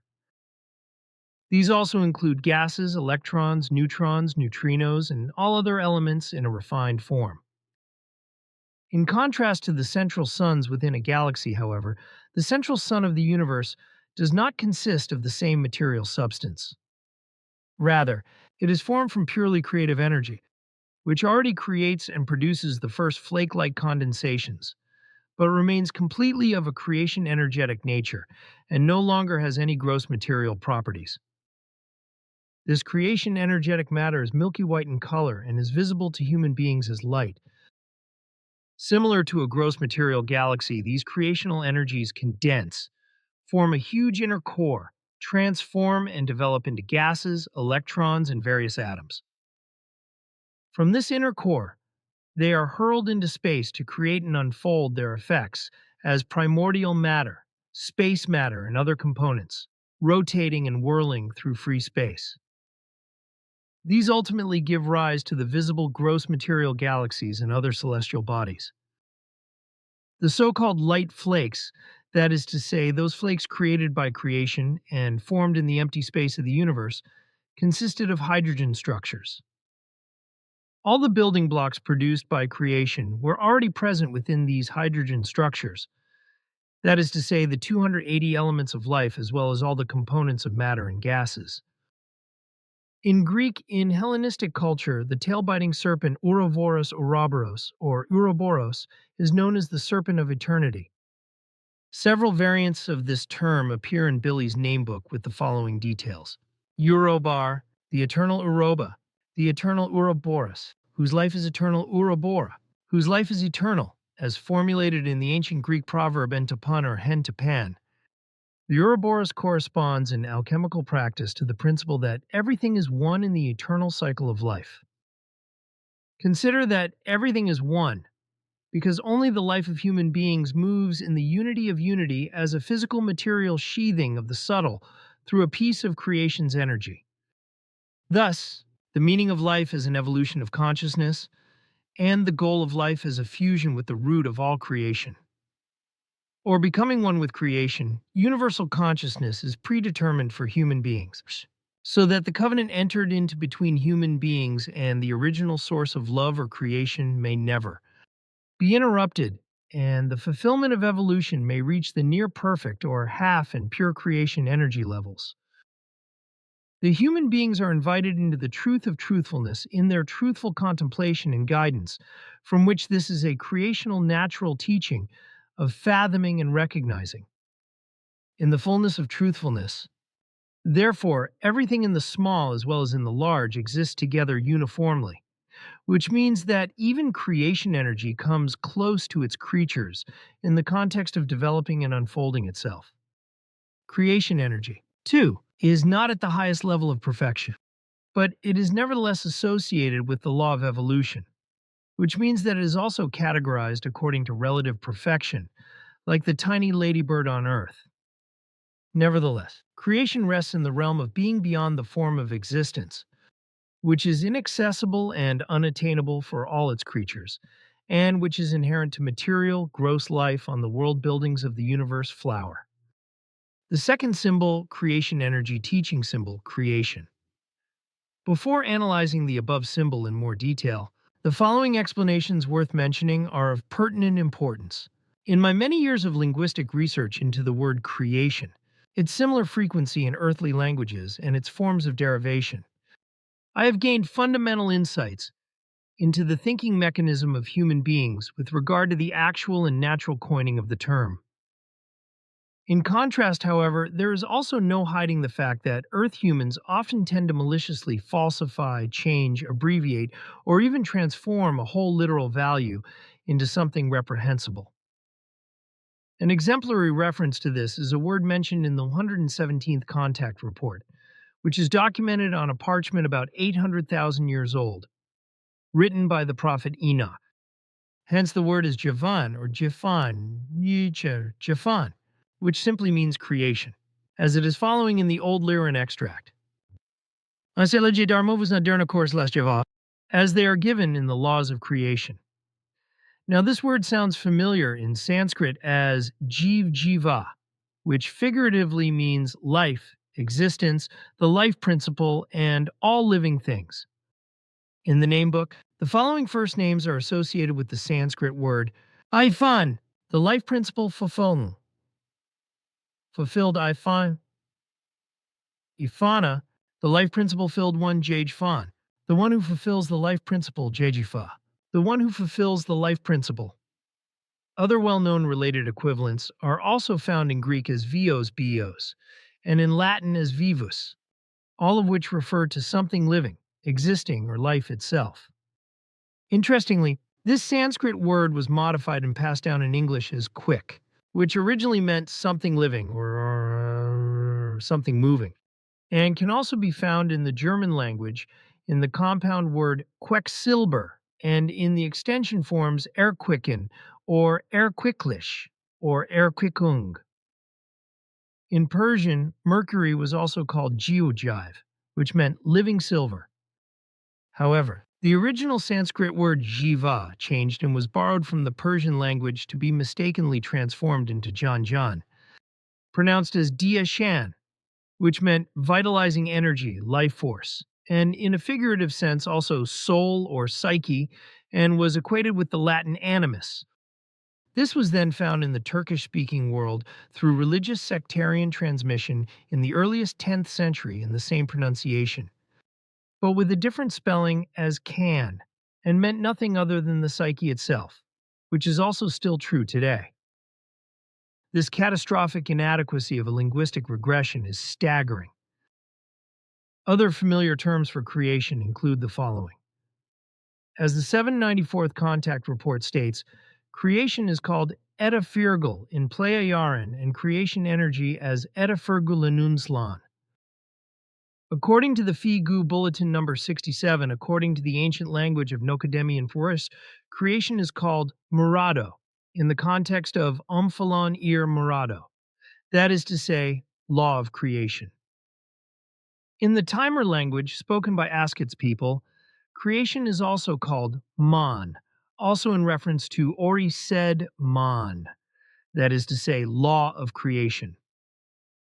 Complementary to this is also the familiar term Dajansini, meaning creation, which occurs in the term abbreviations Dern Universe and Dal Universe, as Ptaah explains in the 325th Contact Report.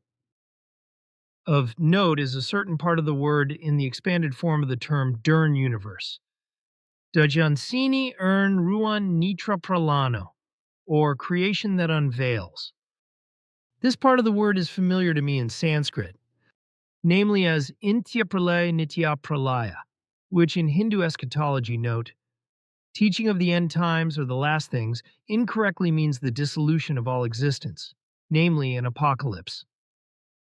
At first glance, there does not appear to be any significant similarity between the terms, but in ancient Greek, apocalypse literally means unveiling, unfolding, or in this sense, unveiling.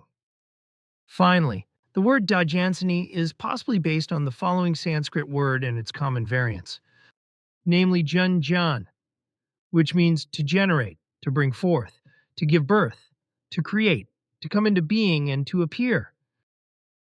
This was introduced into numerous languages, including German, giving rise to yignome, gignomai, in ancient Greek and gigno in Latin. The ancient Greek part of the word then developed into Genesis, which was naturalized into German as Genesis. The Latin component also led to the derived genus, which found its way into English as kin and means genus, gender, ethnicity, and clan. Finally, another Latin verb came into play, namely as gnascor, which over time became nascor, from which the word natura was then derived, and was incorporated into German as nature. The word Dajansini is thus reminiscent of the following formulations: existence, genesis, edification, elevation, creation, awakening, generation, existence, formation, birth, genesis, design, life, nature, being, primordial elevation, origin, and becoming. In Hinduism, a geometric diagram that is found in Hinduism is called Sri Yantra, which means glorious, glorious means. According to Hindu belief, it symbolizes the union of negative and positive energies. The differently sized triangles form 43 smaller triangles, which supposedly reflect the cosmos. The middle point, called Ibandu Bindu, stands for the universal center, which is surrounded by circles of lotus leaves in the middle, embodying the creative and life force. These elements, which are embedded in a fixed square, visualize a temple with openings to different levels of the universe. Ptaah Surya of the Majapahit. Now to analyze the actual and true symbol of creation. The small circle in the center corresponds to the central core belt that came into being after the Big Bang. The octagonal star is reminiscent of a 14th century coat of arms that appears in the engravings of a Hindu empire. The coat of arms is intended to symbolize a radiant sun, reminiscent of the radiant light of creation energy, or Sohar, or the central sun of the universe, which emanates from the center of creation. The 7 interlocking rings form the 7-belt existence of the universe. The 4 transverse lines at the edges could symbolize the will to expand and contract creation. Another component of the Hindu tradition is the so-called Advait Advaita, which simply means non-duality or absolute unity. It is a unified system according to which the foundation of all existence is based on a single primordial principle. According to this understanding, the term Brahman corresponds to the concept of creation universal consciousness. That is to say, the primordial and immeasurable pure creation energy, whereby the term Atman is that piece of energy that awakens or animates its creatures. The meanings of the following first names also agree with the above. Atman, that which carries the creational call. Creational in itself, Atmana, which carries the creational within itself, Brahmanan. The Brahmana, the wise. Even though these two names are conceptually and literally separate, they contain the same natural essence as taught by this Hindu non-duality, which is also treated factually in the book Genesis by Billy. Hence, a Sanskrit saying was coined to clarify that it is actually the unity in polarity as tattvamis tattvamasi, which translates as that is the self. In relation to the inner self, the creation energy, that is to say, Atman, it is in its purest and original state, the same part of the absolute reality, that is to say, Brahman, that underlies all realities, that the individual self is a part of the whole. A first name in the name book clarifies the true value of this saying. Tattvamas, who is of the primordial substance of oneness, Tattvama, who is of the primordial substance of unity.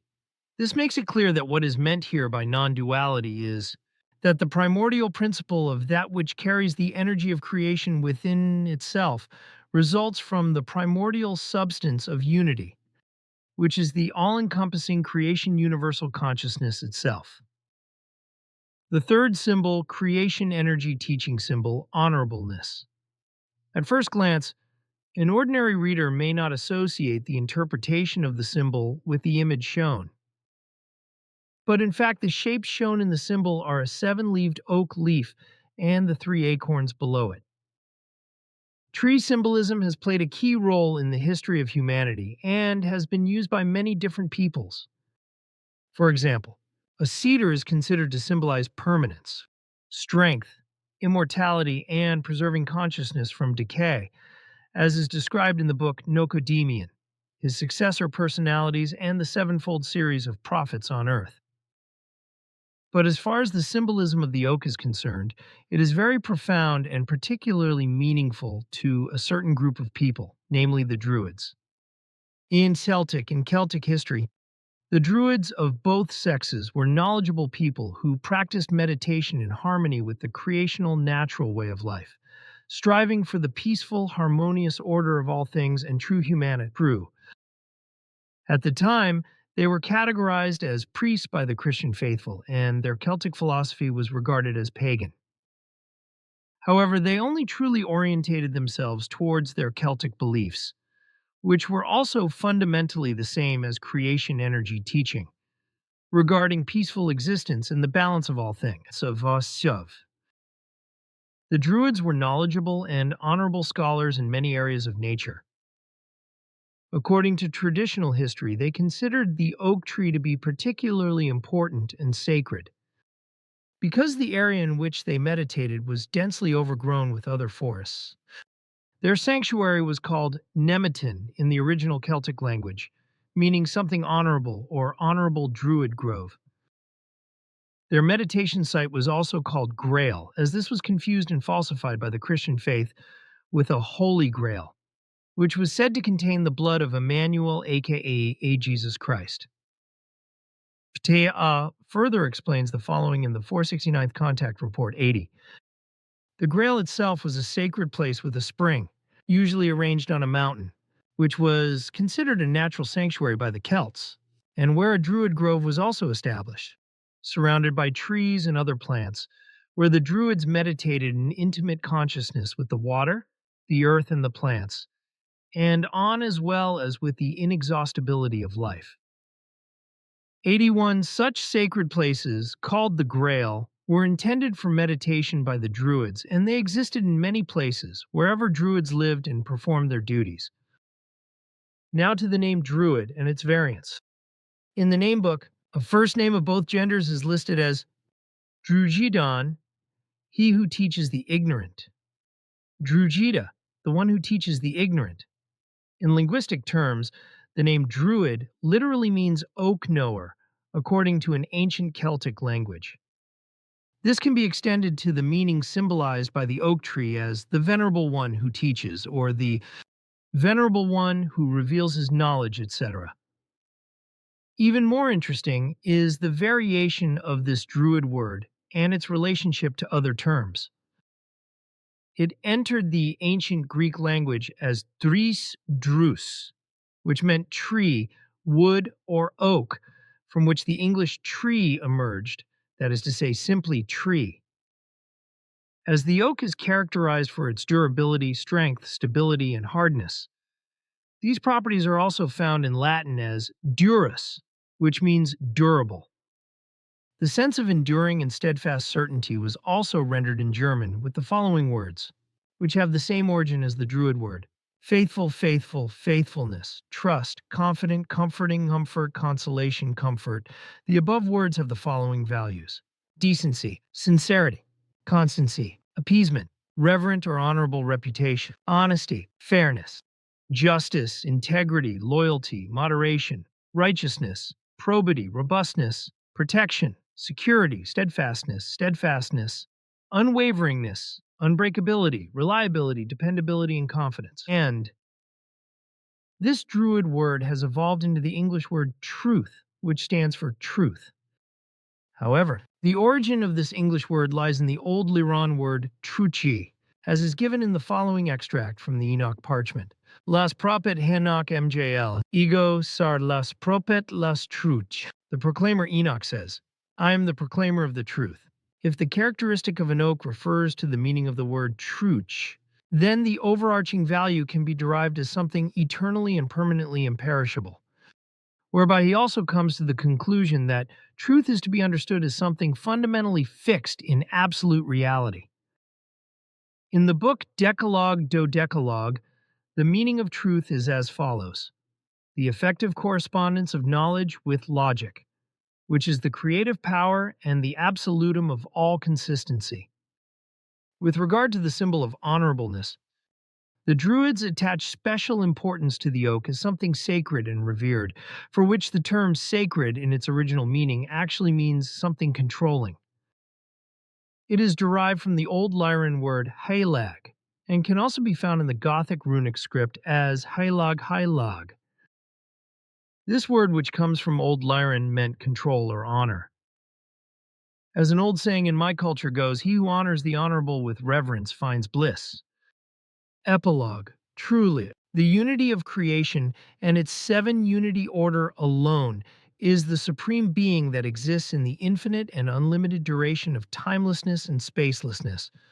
And to it we are devoted as human beings, and to it we are faithful, fulfilling our duty in love and peace, in wisdom and knowledge, in harmony and freedom, which are the hallmarks of all existence. The wave of creation energy radiates eternally and permeates all living and existing things. And let the one who truly sees and recognizes reach the outermost flowering levels of the universe and develop in the primordial and the conscious, so that he may henceforth experience the physical material sheathing of the subtle in the evolutionary development of the pure energy of creation, like the balmy wind floating through the air without fetters and ascending, so that the human being may work his way purposefully up the ladder of evolution in order to become one with the allness of being. So these are the two articles. But I have the following question regarding the connection with Asina. Question: as is known, Asina and her stranded crew made contact with Billy on 26th of November 1977 and asked the Pleiaren for help. It is also known that the appearance of their people corresponds to that of amphibious creatures. Simya Ase explained that the Asina people came from the Cygnus constellation in the Deneb system, but since the 291st contact report, it is considered certain that they come from a different space-time continuum. As the following line confirms, 291st contact report, Billy. So why are you here again, Asina? Earth serves as well as a stopover to our next destination. We have jumped back in time to your era. Now, according to the 858th contact report, Billy briefly continues the name and history of her people.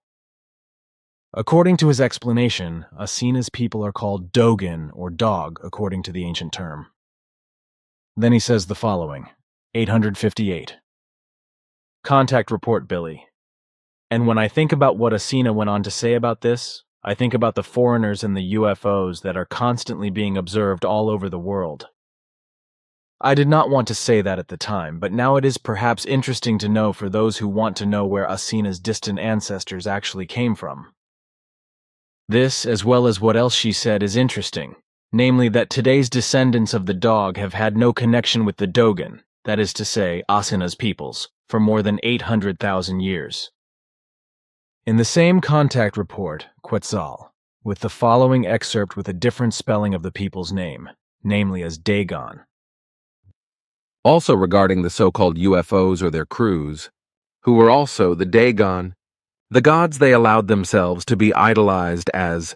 Many media bring lying stories because they are paid to do so, just as the military in certain countries also deceive the populations through lies and silence, although in some cases they have even shot down UFOs. In the 891st Contact Report, Quetzal explains the following. Here, you said that today or so Asina will come here. They are still asking what the people of Asina call themselves. Do you know that?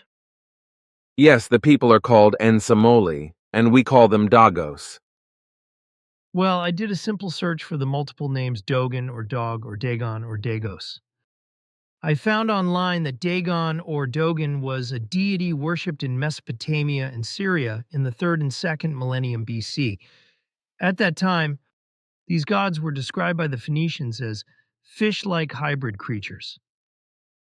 The myth found its way into the Hebrew Bible and would also be associated with the Hebrew word dg for fish. Dagon was therefore regarded as the main god, who was half human being, half fish. It is known from many contact reports and other Figu media that the earlier gods described by the people of antiquity were in reality mostly space travelers and human beings like us who, however, glorified and adored themselves and acted as gods and creators, etc. Dagon was the main god of the earth. The fact that Dagon allows himself to be idolized by earth humans is summed up by Quetzal, to the point, and is consistent with what I have found. Also interesting is the Pleiaran designation Dagos the kind, and Dogon or Dagon are very similar. It is also known from the 519th Contact Report that the original people of Asina were in contact with earlier peoples of the Nocedemian lineage who, through certain coincidences and ancient coordinates, found their way to our Sol system, which helped them to be included in the path of the Pleiaran Federation. These ancient destinies also include the Earth foreigners. Now to my second observation, which also agrees with the previous one. Billy continues in the 858th Contact Report. And she also told me that her very early ancestors were able to move to the Ankar universe and then emigrated there, from a planet in our cosmos, from a system that is about 8 or 9 light years away from Earth and has a large sun that can be seen from Earth. However, there is still a small structure near this system that cannot be seen from Earth with the naked eye. The star system to which Billy could be referring to is most likely our Sirius, which lies 8.7 light-years away in the constellation Canis Major. The small structure he could be referring to is probably Sirius B, which is fainter and smaller compared to its counterpart, Sirius A, which we can see with our naked eyes as a radiant signpost on Earth. Sirius A also has twice the mass of our Sun, which Billy says in his explanation that the system had a large sun. Now, Earth has come into contact with the inhabitants of the Sirius system, who come from different space-time continuums, as many contact reports indicate. Now I have found out something strange. A certain indigenous people in West Africa call themselves the Dogon people, and have astronomical ideas related to the Sirius star system, including, surprisingly, also the double stars, namely A and B. It should be noted that the naming of this people as Dogon is very similar to that of the Yasna people. According to their religious beliefs, the so-called Namo are original ancestral spirits and the worldview they honor. In the 311th Contact Report, Billy asks about this Namo. Here is another question. The Syrians who gifted their pear-shaped spaceship to Sfath back then were a people called Namo here on Earth, and were the gifters part of the genetic manipulators? A people called Namo is unknown to us, both in our space-time continuum and also in yours. My father Sfath received his flying apparatus as a gift from a Syrian people called the Salmonet. Since Ptaah declares that a certain Namo people does not exist, it can be assumed that the Dogon are an indigenous religion. It is also worth mentioning that the Sirius star is popularly known as the Dog Star, which means dog star and alludes to the constellation Canis Major. It is curious that Dog Star hints at Sirius and is also very close to Asena's people, the name of the Pleiaren, and the West African people's name. Now, to what extent I am correct in my observations, I do not know, as I would like to say.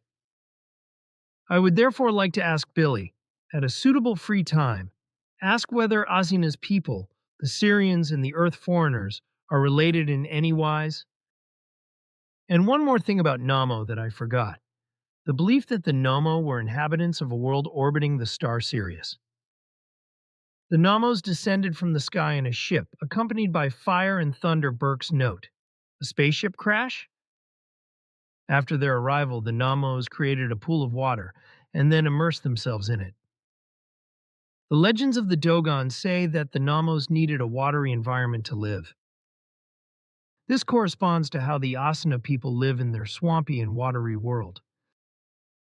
And this Namo is probably of earthly origin, which is why there is no spacefaring extraterrestrial people, as Ptaah explains.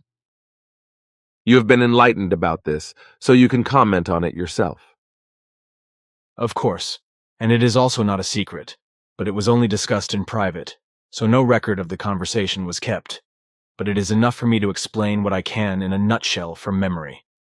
Answer Asena's earliest ancestors came from the regions of Sirius, but they moved there from the Ankar universe only a short time, about 23 million years ago, and lived there for only about a century, and then moved back to their old home in the Ankar universe and left the DERN universe again. Today, all the peoples from which Asena originates belong to the Pleiaren Federation. I do not know any more about it because I did not look into the whole of her origins and such, as my interest was focused on what Asena and also Simya-Se told me about her personality. That is correct. And Dogon or Dagon is used depending on the language. I guess that is all there is to it, because it certainly should not matter. Then I guess there is nothing more to say. Then I see in this letter that it is asked why there were the circles in the grass of the meadows and in the ice at Simya-Se, Manara, and Talida, and so. And here, you and we have also often answered that we do not interfere in any things on earth, neither in political matters nor in any other.